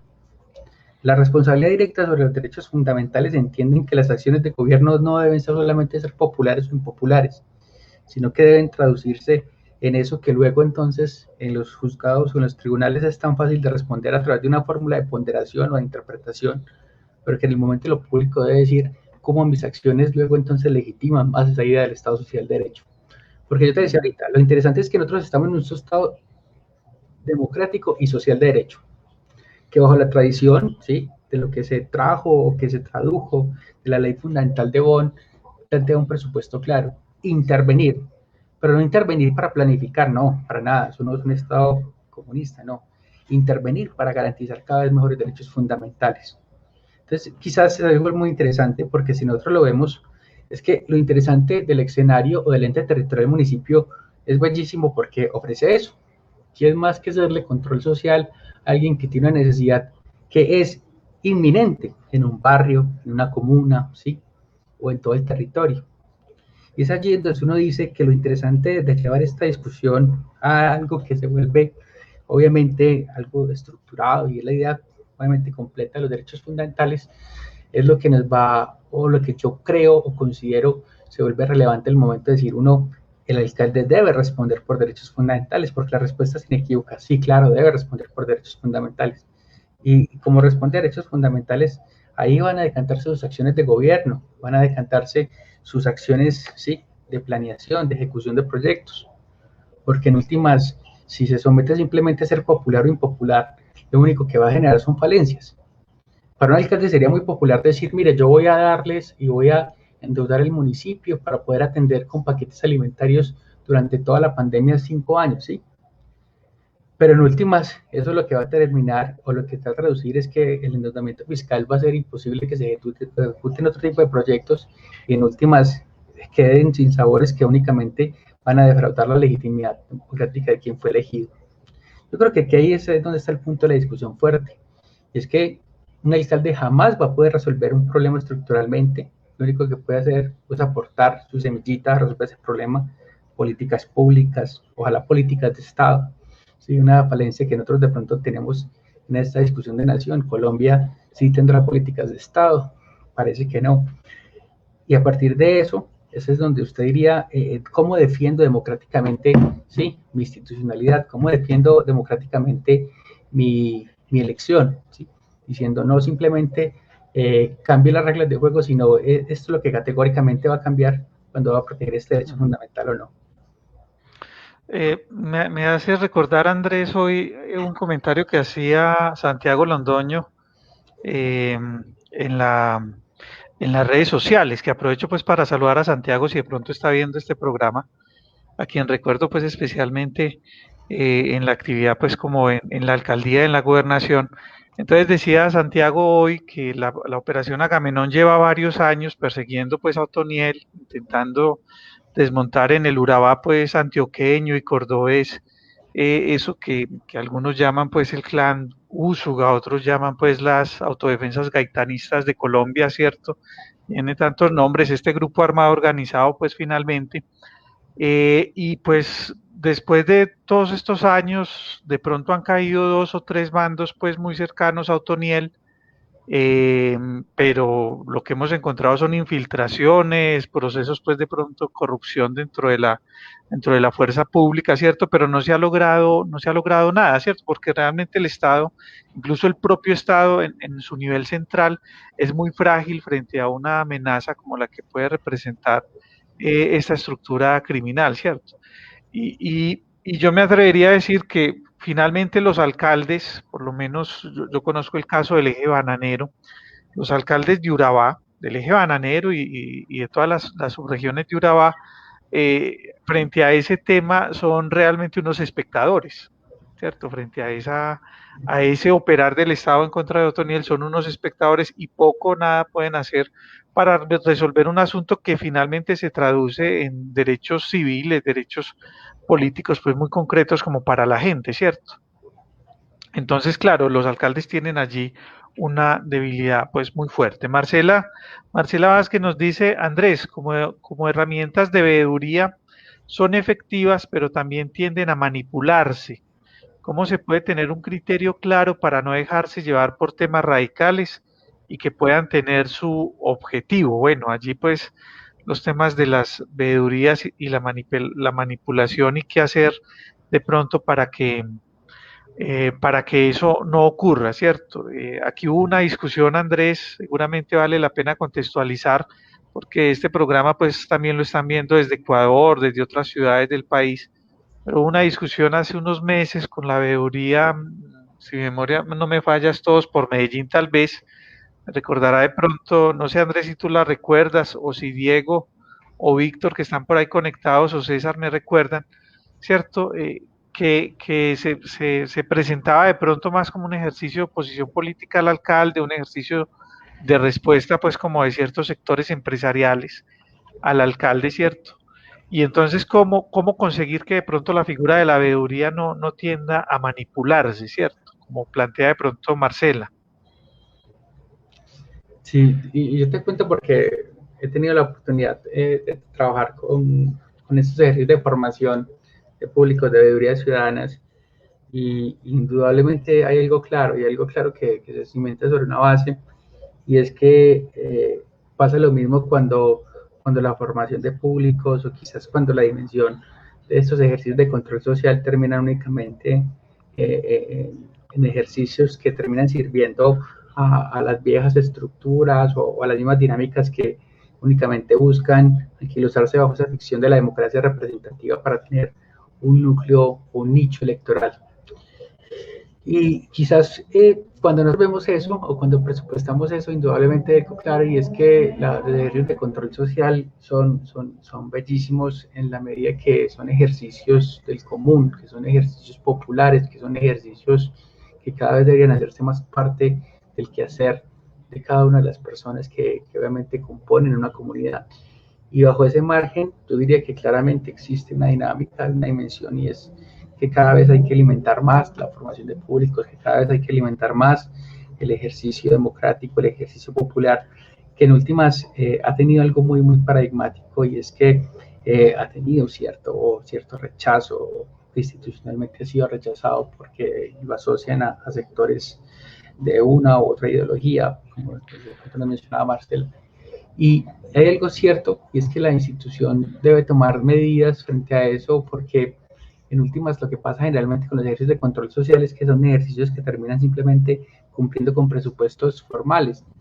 Y una experiencia que pasó en algún municipio en donde me llamaron a dar unas conferencias, las conferencias a mí me pareció muy paradigmático que las programaron un día donde seguramente nunca iba a haber público y a una hora en la que seguramente no iba a haber público, que en últimas uno termina entendiendo que respondían al cumplimiento de un deber legal, ¿sí?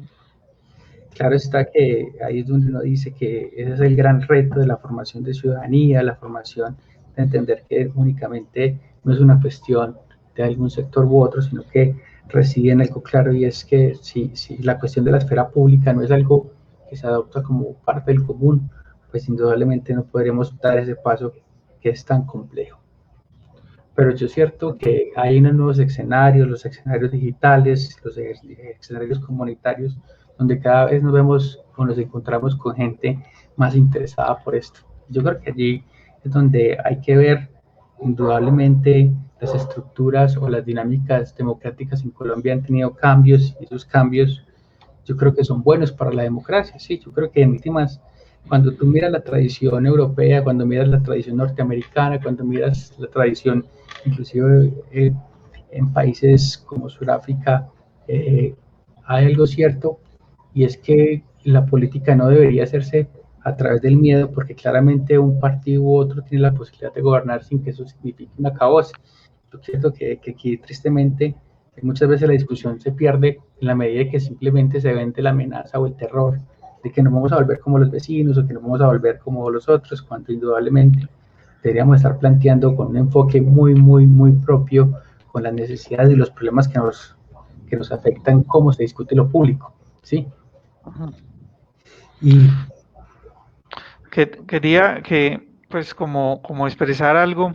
Ahora que mencionabas el tema de las políticas públicas, Andrés, recuerdo pues que aquí después de la Constitución del 91, cuando hablo aquí, pues me refiero a Medellín, contextualizo de pronto a la audiencia.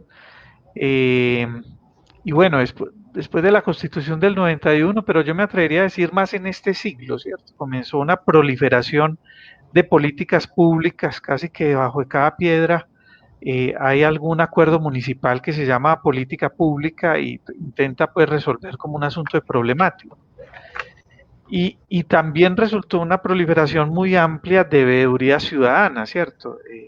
Las personerías, las contralorías comenzaban a recibir pues una demanda constante de veedurías ciudadanas hasta el punto de que incluso en las estructuras internas de estas entidades, de estos organismos de control o de la agencia del Ministerio Público, aparece pues como una unidad específica para atender los asuntos de participación ciudadana y para intentar incidir pues como sobre digamos, la cualificación de esa participación ciudadana, ¿cierto? Entonces las políticas públicas y las veedurías tienen también como un momento pues como de digamos, de mucho furor, pues, como mecanismo de participación ciudadana.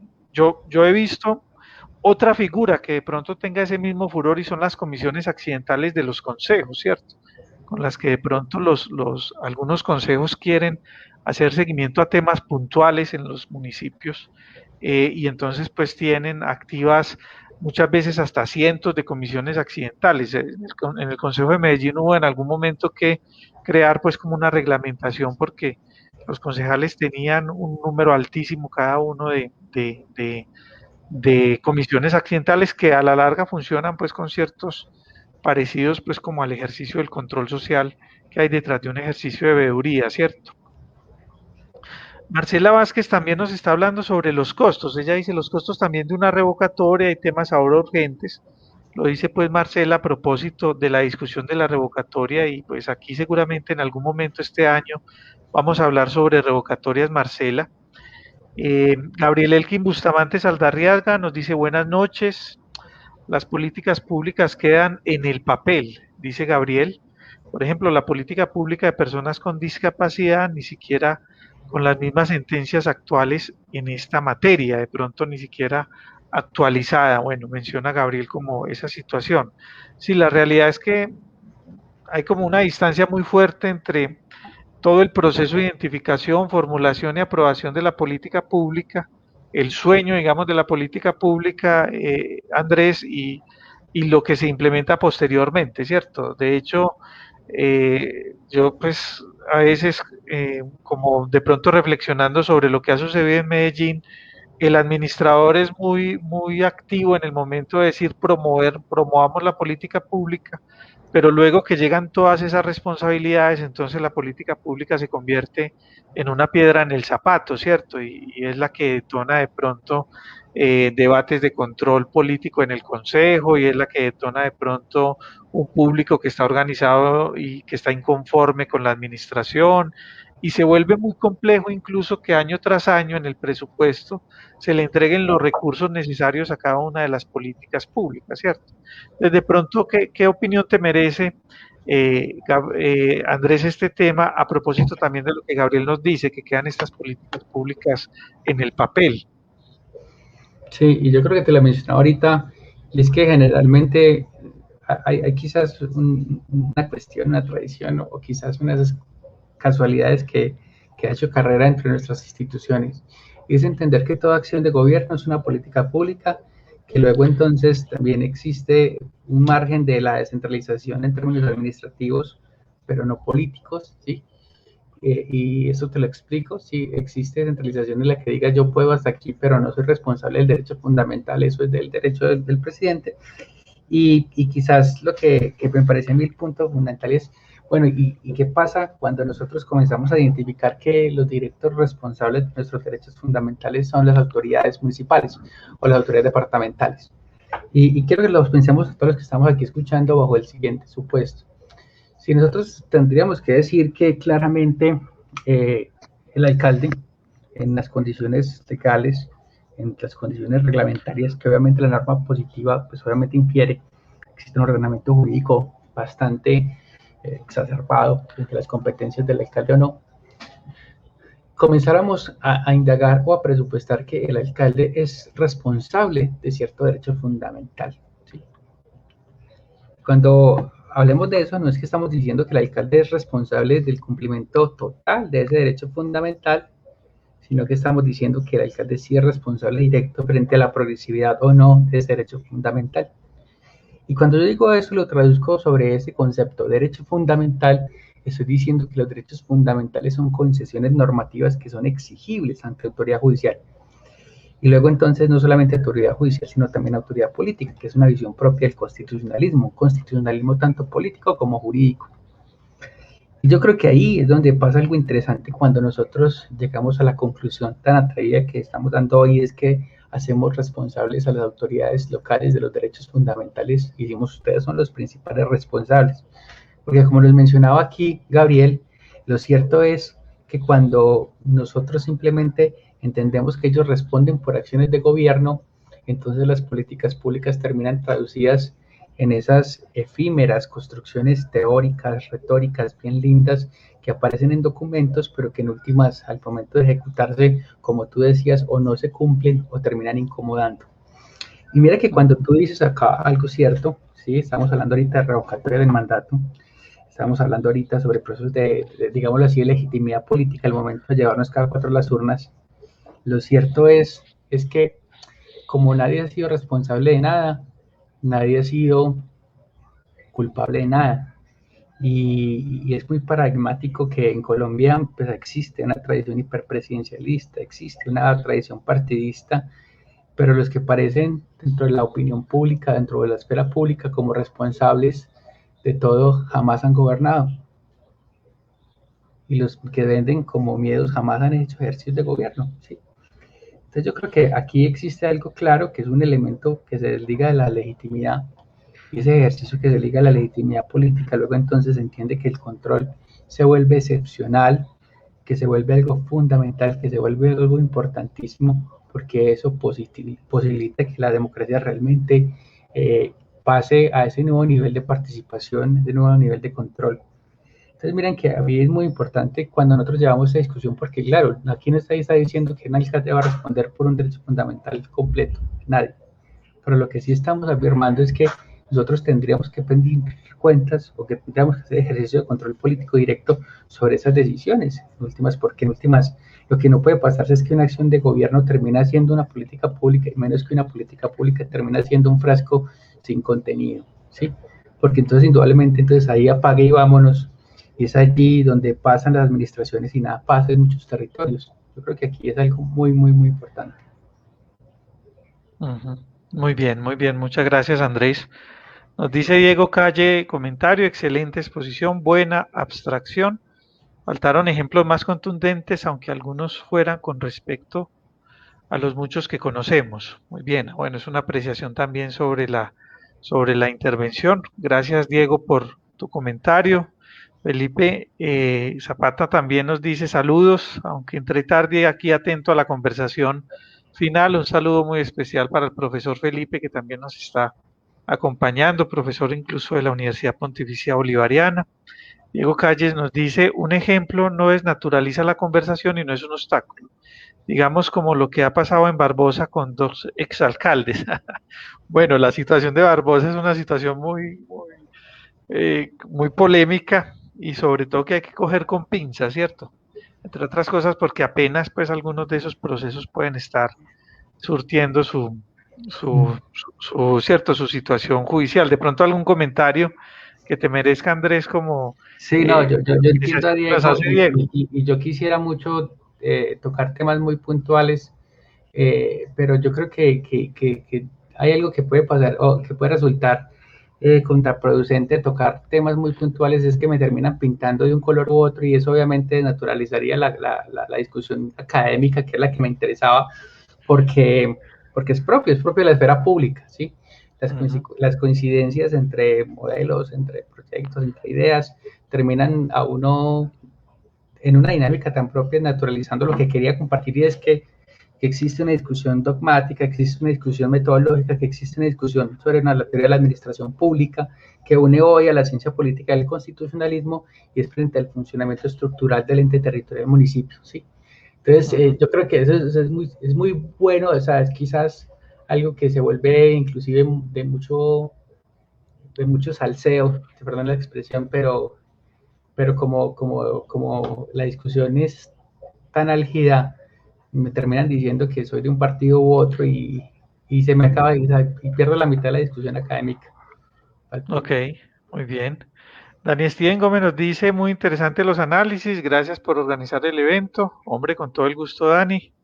Hablemos de Copacabana y sus alcaldes, de las últimas 5 gerencias municipales y de los alcaldes de Santa Rosa de Osos.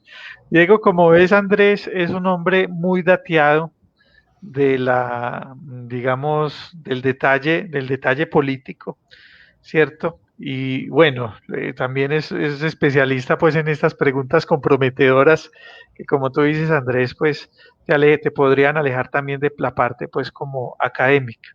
Juli Enríquez hace una pregunta que yo también estaba como por mencionarla, vamos a ponerla tal cual como lo dice Juli, dice, ¿cómo se podría garantizar la continuidad de una política pública con enfoque de derechos humanos sin depender de los programas de gobiernos de los mandatarios? Bueno, una pregunta bien interesante que hace Juli. En realidad, yo por lo menos quisiera como mencionar algo, Andrés, y es que eh, tal vez desde el año por lo menos en Medellín, desde la administración de Alonso, que es en el 2008, si mi memoria no me falla, ¿cierto? El plan de desarrollo ha sido muy claro en plantear un enfoque en materia de derechos humanos, ¿cierto? Y bueno, por allá en el año 2011, con el decreto 4100 que instala todo este sistema pues, de derechos humanos en el país, también se refuerza mucho pues como esa idea de que los planes de desarrollo tengan enfoques de derechos humanos. Y el segundo plan de desarrollo nacional de Juan Manuel Santos, una ley de la República, deja instalada la idea de que los planes de desarrollo tendrán que contar con un enfoque en derechos humanos, ¿cierto? Entonces, muy interesante como ese enfoque en derechos humanos que ya está tan instalado, entrar a verlo aquí porque finalmente lo que está haciendo el enfoque de derechos humanos es, digamos, creando unas condiciones muy similares a las que por vía de la constitucionalización tú has mencionado que se crean para los alcaldes, ¿cierto? Entonces, qué bueno, de pronto alguna luz frente a esa situación, Andrés. Sí, no, o sea, esa es una pregunta, yo creo que esas que es una papa caliente que le llegan a las manos y uno no sabe qué hacer con ellas porque existe un ejercicio muy cierto y es que hay que reconocer por ejemplo, existen malas prácticas dentro de partidos políticos, prácticas que son contrarias al reconocimiento de un enfoque de derechos humanos. Y eso es una afirmación muy fuerte, pero es también una afirmación muy cierta. Pero hay algo que se hace muy tangible en este tipo de discusiones. Y es que hay algo cierto, dentro de la dinámica de la esfera pública no solamente hay una relación directa o unilateral de la administración pública hacia los administrados, sino que existe una dinámica de interrelación entre otros actores, la academia, la sociedad civil, el empresariado, ¿sí? Que no solamente dependen directamente del gobierno. Entonces, cuando uno se plantea eso, lo cierto es que una política pública, lejos de ser una construcción normativa, es una construcción propiamente política que se hace sobre los actores que interrelacionan en un territorio. Entonces yo creo que indudablemente ahí existe una responsabilidad directa del sector productivo, de la academia, ¿sí? De la sociedad civil, a reconocer que los derechos humanos no solamente existen bajo la prescripción normativa, sino que son quizás la esencia y la esencia misma, ¿sí? De lo que es nuestro Estado.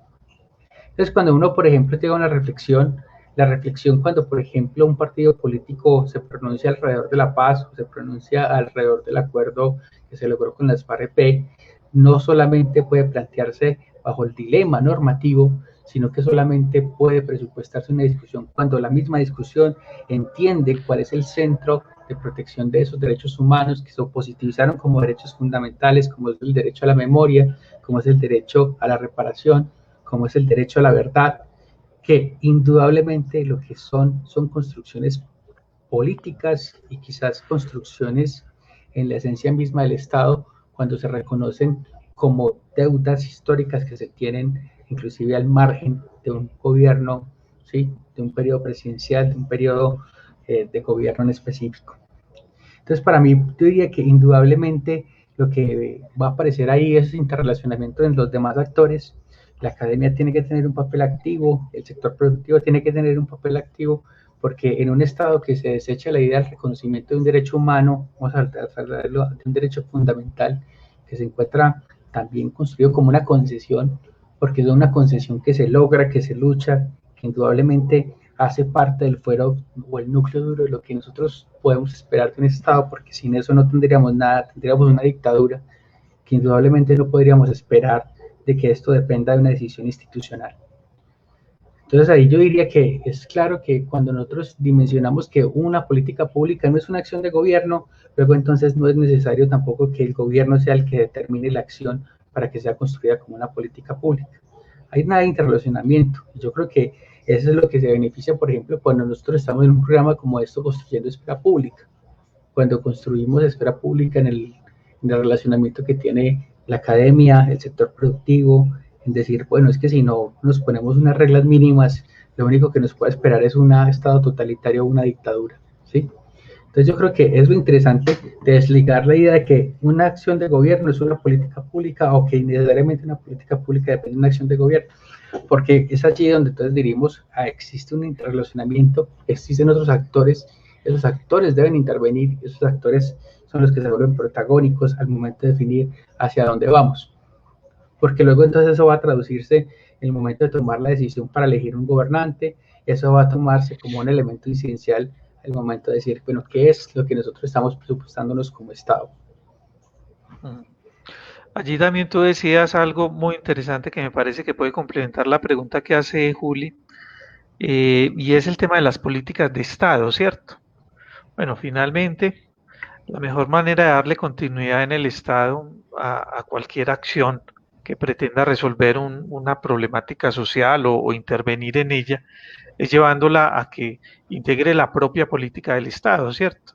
Y eso hace que, digamos, tenga un largo aliento más allá de lo que pueda influenciar un programa de gobierno. Tal vez la experiencia de pues lo que representa en materia de política el acuerdo final del Teatro Colón con las FARC se buscó precisamente llevar a una expresión de política de Estado para poderlo mantener, ¿cierto? Obviamente, pues ha contado con muchas dificultades por un gobierno pues muy adverso, ¿cierto? Muy dispuesto pues como de pronto a crear modificaciones, etcétera, pero de pronto era lo que buscaban en ese momento para que pudiese tener pues mayor continuidad, Juli.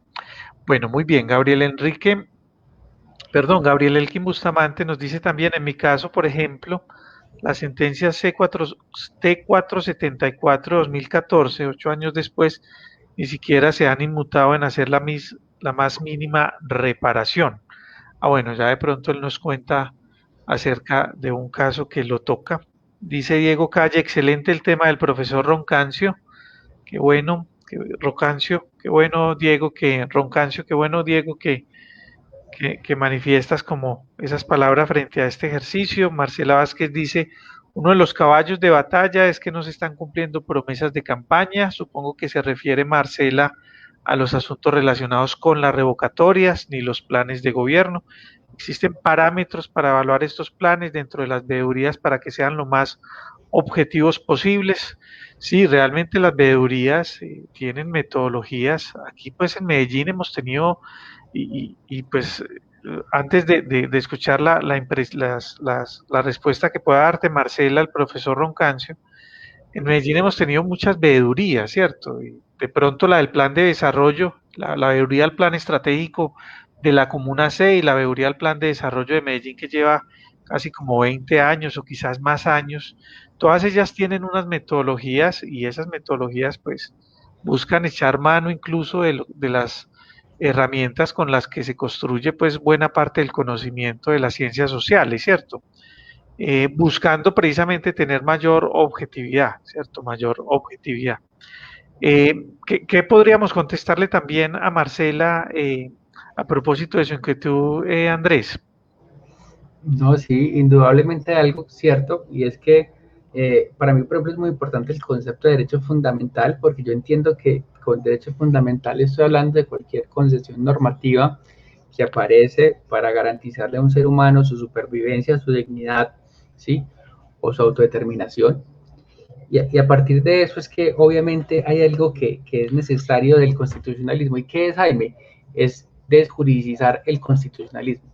¿Por qué? Porque cuando uno se plantea ese panorama, generalmente la autoridad local, cualquier autoridad lo que va a decir, no estoy cumpliendo con la norma me obliga, la norma, y en últimas, esa no es la discusión, esa no es la discusión, ese no es el parámetro. Tú lo decías ahorita, que es muy interesante, inclusive porque no es algo que pueda resolver un abogado, sino que lo van a resolver los politólogos, los sociólogos, los economistas, los otros, muchas, menos los abogados, quienes deben determinar cómo realmente se valida ese margen de protección con variables que aparecen dentro de la misma dogmática, que no solamente es el de la ley, sino que también es el de la sentencia, que es el del compromiso que se plantea en un plan de gobierno, ¿sí? Parámetros que cuando están ligados a esas variables que son autodeterminación, dignidad humana o supervivencia, se convierten en derecho fundamental y por tanto exigible. Es cierto que es algo importante, y es que el constitucionalismo es algo bellísimo porque es el derecho menos jurídico que debe existir, y debe ser menos jurídico en la medida que precisamente debe plantear esos puentes que acerquen a determinar qué es lo que se requiere o qué es lo que se necesite. Sí, eso es muy importante entenderlo. Cuando uno mira que hay algo, y es un viejo paradigma para mí muy triste, y es que dice, no, la Constitución es bellísima, pero está muerta, y yo diría todo lo contrario, hombre, Jaime, yo diría, no, la Constitución está tan viva que está esperando que realmente llegue a todas esas personas que están ahí pendientes de situaciones tan concretas que en últimas no deberían terminar en esos escenarios tan trágicos donde dicen tengo una sentencia, pero la tengo simplemente para decorar la puerta, ¿no?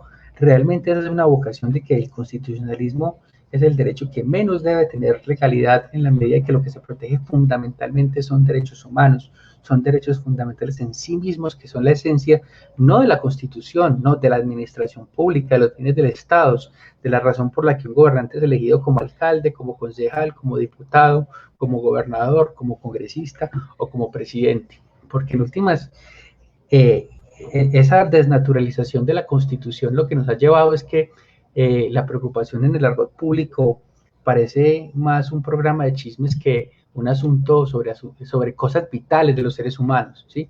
Sobre las cosas vitales de los seres humanos. Y es ahí donde uno dice, es que un plan de gobierno es un asunto que versa sobre derechos fundamentales, ¿sí? Si es bueno, entonces protege derechos fundamentales, pero si es malo, está incumpliendo con su deber constitucional de garantizar derechos fundamentales y es ahí donde tendrá entonces su aprobación o reproche. ¿Sí? El resto es solamente cháchara, solamente es discurso vacío, porque cuando nosotros nos presupuestamos, una medida es efectiva en la medida que garantiza lo que es la norma de normas, la Constitución, y luego entonces allí, por ejemplo, que nosotros hagamos relevante cosas que no pueden estar bajo el objeto de un gobierno en particular. Tú lo decías ahorita con algo importantísimo. Y es algo, por ejemplo, que pasa. Por ejemplo, una anécdota cortita. En Colombia, la existencia del CAI judicialmente se reconoce más o menos de 1973, se encuentran sentencias que hablan ya de conflicto armado interno, pero vergonzosamente el Ejecutivo no quiso nunca formalmente reconocer la existencia de un CAI, ¿sí? Y esa consecuencia legal es que entonces las víctimas van a tener regímenes jurídicos de sujeción e imprescriptibilidad frente a sus afectaciones que a hoy, sí, han terminado en numerosas demandas contra la nación, pues Claro. obviamente es lo de menos, pero que han hecho que frente a situaciones tan palpables como las que se vivió en el territorio colombiano simplemente se hayan cerrado los ojos históricamente por tantos años. Entonces yo creo que esa misma discusión hay que esperar porque no pueden pasar como en el caso de la confrontación del CAI tantos años, sino que es hoy la discusión de incorporar que es que realmente esto lo que hace efectivo no que un mandato tenga sentido o no, que un alcalde sea un buen alcalde o no, ¿sí? Porque en últimas el resto simplemente son discursos vacíos. Y es algo que a mí me parecería muy interesante involucrar frente a los ejercicios de rendición de cuentas, frente a los ejercicios de lo que se presentan como los éxitos o no. Realmente, ¿qué es lo que estamos haciendo en eso? Que son cosas que son exigibles por los ciudadanos como los derechos fundamentales o los derechos humanos. Uh-huh. Muy bien, muchas gracias Andrés. Nos recordaban los compañeros de la veeduría, que es la veeduría Todos por Medellín. A propósito, pues de que ahorita estábamos tratando de recordarla, también nos dice Luis Miguel Quirama, gracias por el conocimiento, una gran dosis jurídica y política, una muy buena oportunidad para promover y fortalecer la Constitución. Muy bien, gracias por esas palabras, Luis. Profe, te admiro bastante, sos un teso, Juan José Ríos Agudelo. Bueno, un saludo pues como también de los estudiantes, qué bueno, Andrés, como esas expresiones de, digamos, de respeto y admiración de tus estudiantes, ¿cierto? Ricardo Correa que nos dice excelente ponencia, felicitaciones. Gracias Ricardo por estar aquí, pues como en Hablemos de Ciencia Política. Luis Alberto Giraldo nos dice muy interesante, muy clara la presentación del ponente. Harold Ayala nos dice excelente ponencia, un tema muy importante para entender la problemática actual. Finalmente Felipe nos dice, profesor Roncancio, bueno, tiene una pregunta, dice Felipe, en su concepto, considera que las nuevas dinámicas de migración, donde se han incrementado los migrantes, los inmigrantes sumándose a los desplazados internos, trae desafíos para alcaldesas y alcaldes en términos de la protección de derechos fundamentales. Un tema pues de mucha vigencia, pues inclusive por la situación que se está viviendo en estos momentos en Necoclí, con tantos, de pronto, un número tan alto de personas que, migrantes que se han represado allí, pues por el cierre pues que ha hecho de pronto Panamá de sus fronteras, ¿cierto?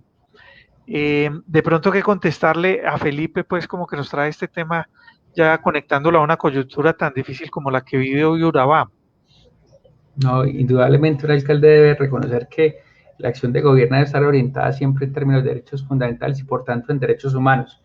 Y lo bien es cierto es que cuando generan apatía frente a afrontar este tipo de situaciones, como lo puede representar el tema de la migración también venezolana, que es un tema también tan coyuntural, negar el problema o simplemente determinar la ausencia o la omisión de medidas que intervengan, que afronten dichas situaciones, lo único que termina es desencadenando efectos que amplían otros déficits de protección y que perjudican esa construcción de la esfera de lo público, que sería el propósito o el objeto de un alcalde o de un gobernador. Porque yo se los pongo en los siguientes términos porque es algo que se puede confrontar inclusive con datos. Yo creo que en la historia de la humanidad no existe algo más beneficioso para los estados que la migración. Luego entonces entender que las dinámicas políticas nutren o que de tal manera determinan las variables con las que se deben tomar las decisiones el momento en que una autoridad debe responder con una problemática o no. Lo cierto es que indudablemente los derechos humanos son los que nos alejan de una dictadura o un estado totalitario. En esa medida, reconocer los márgenes de protección mínimos que debe tener toda persona solamente por su condición de ser humano, ¿sí? Lo que hace es que nosotros entendamos y le demos sentido a un Estado constitucional, ¿sí? Ujú. Luego, entonces, todo ese tipo de situaciones, tanto desplazamientos internos como desplazamientos externos, como de los problemas migratorios, como lo son las diferentes dinámicas que se atienden por causas de la naturaleza o no, tienen claro algo, ¿sí? Cuando nosotros no perdemos nuestro principio mínimo de humanidad, estamos dando sentido a las instituciones que hemos elegido como democráticas y como garantes, ¿sí? Que nos alejarían a un Estado totalitario o a una dictadura. Yo creo que en ese margen es cierto que indudablemente cualquier situación debe ser protegida porque en últimas inclusive un derecho fundamental cuando encuentra en su seno un derecho humano entiende que el sentido mínimo de humanidad sí responde a entender una lógica que si yo vivo bien y tú vives bien todos vamos a vivir bien sí es algo que yo creo que la historia nada más haciendo, digámoslo así, una transpolación con el tema de las migraciones, recordar cómo fue el proceso migratorio, ¿sí? De Europa a Norteamérica, quién construye, ¿sí? O quién hace fuerte la historia en Norteamérica, qué es lo que han hecho los migrantes históricamente en los estados en los que van. Y yo creo que hay algo cierto, ¿sí? O sea, obviar todas estas dinámicas resulta no solamente desafortunado, sino absurdo, ¿sí? Porque cuando nosotros decimos el reconocimiento de un derecho fundamental es la base, ¿sí? Es la base de un Estado. Estamos diciendo que ese Estado por lo menos plantea cuáles son sus mínimos para que no pasen excesos como los que desafortunadamente la historia siempre nos condenarán los libros. ¿Sí? Yo creo que es algo cierto. Ahorita que, por ejemplo, se viene todo el tema de vacunación de migrantes no regulares, los derechos humanos son eso, derechos humanos, son mínimos de humanidad a los que el ser humano no puede rechazarse y son los que nos alejan de ser animales, ¿no? Claro, claro, sí. Los que nos dan una dignidad, como de pronto decía de la pirandola, ¿cierto? Muy bien. Marcela Vázquez dice, gracias por las respuestas, Jaime y Andrés, con todo el gusto, por supuesto, Marcela. Y finalmente Leandro Narváez que nos dice muchas gracias por la charla, muy buena y enriquecedora. Bueno, pues ya hemos tenido pues como la oportunidad de leer y de comentar las intervenciones que ha hecho la audiencia de Hablemos de Ciencia Política, profesor Andrés en el chat. Eh, Hoy no tuvimos pues de pronto ningún interés de alguien por participar en el estudio, pero sí hubo pues como una muy buena conversación también a propósito de la presentación. Yo quiero pues como agradecerle, profesor Andrés, por su presentación. Qué bueno que tuvimos la posibilidad de conocer como lo que ha sido su trabajo académico, pues inclusive en su doctorado. Decirle pues que seguramente vamos a estarlo molestando en el futuro también de nuevo, aquí en Hablemos de Ciencia Política, ¿cierto? Para abordar algún otro tema de interés. Me comentaba usted que ha venido trabajando también los temas relacionados con los derechos humanos, con la justicia transicional. Aquí hemos tenido la posibilidad de hablar en algunos momentos sobre conflicto armado, también tuvimos un espacio para hablar propiamente sobre justicia transicional y con María Fernanda hemos visto que siempre que tocamos esos temas la audiencia crece y la participación también crece, ¿cierto? Nosotros pues yo creo que todos y todas reconoceremos que somos un país, bueno, nosotros sí lo reconocemos con un conflicto armado interno y, y pues son temas que nos tocan pues muchas fibras y que nos interesan pues por lo menos conversar para poder comprender y para poder también superar, ¿cierto? En la medida en que hay mayor comprensión seguramente vamos a tener mayores posibilidades de superar lo que ha sido esta tragedia de la violencia armada en Colombia y del conflicto armado en Colombia. Entonces, pues agradecerle, profesor Andrés, dejarle las puertas abiertas de Hablemos de Ciencia Política, felicitar pues a la institución universitaria de Envigado porque tienen un docente con excelentes calidades pues como en las materias que está abordando, ¿cierto? Y pues tendremos la próxima semana otra sesión de Hablemos de Ciencia Política a las 8:15 pues por el Facebook Live de Hablemos de Ciencia Política, ¿cierto? Entonces los esperamos a todos y a todas. De pronto algunas palabras de despedida, profesor Andrés. No, muchas gracias por el espacio. Qué bueno generar estos espacios de liberación. Son muy importantes porque en últimas es la esfera pública la que se construye y como te decía ahorita, eso es lo que nos hace mejores ciudadanos. ¿Sí? La preocupación por lo público, ¿no? En todas sus Hable, dinámicas. Hablemos de ciencia política. Profesor Andrés nace con la idea de que más ciudadanos hablen de política, ¿cierto? Y hablen con tranquilidad, no sientan temor de hablar de política porque pues uno encuentra, por lo menos aquí en Antioquia es muy común que la gente dice, bueno, yo de política no hablo o porque voy a pelear. Entonces creen que estrictamente la política conduce a una pelea o la religión a una pelea. O dicen, yo de política no hablo porque yo no entiendo de eso, ¿cierto? Yo no sé de eso, ¿cierto? Entonces, decíamos, queremos que más ciudadanos hablen de política y qué mejor que quienes están estudiando la política desde la ciencia, sea porque estén en la ciencia política o porque estén en disciplinas hermanas que también abordan el fenómeno de lo político, nos ayuden a comprender un poco más allá de los temas de opinión, los temas partidistas, los temas de coyuntura, ¿cierto? Es buscar como que la academia también ofrezca herramientas a la totalidad de los ciudadanos para comprender. Bueno, los esperamos y las esperamos el próximo miércoles a las 8:15 con otro invitado, otra invitada en Hablemos de Ciencia Política. Muchas gracias a todos y a todas y una feliz noche. Hasta luego. Muchas gracias.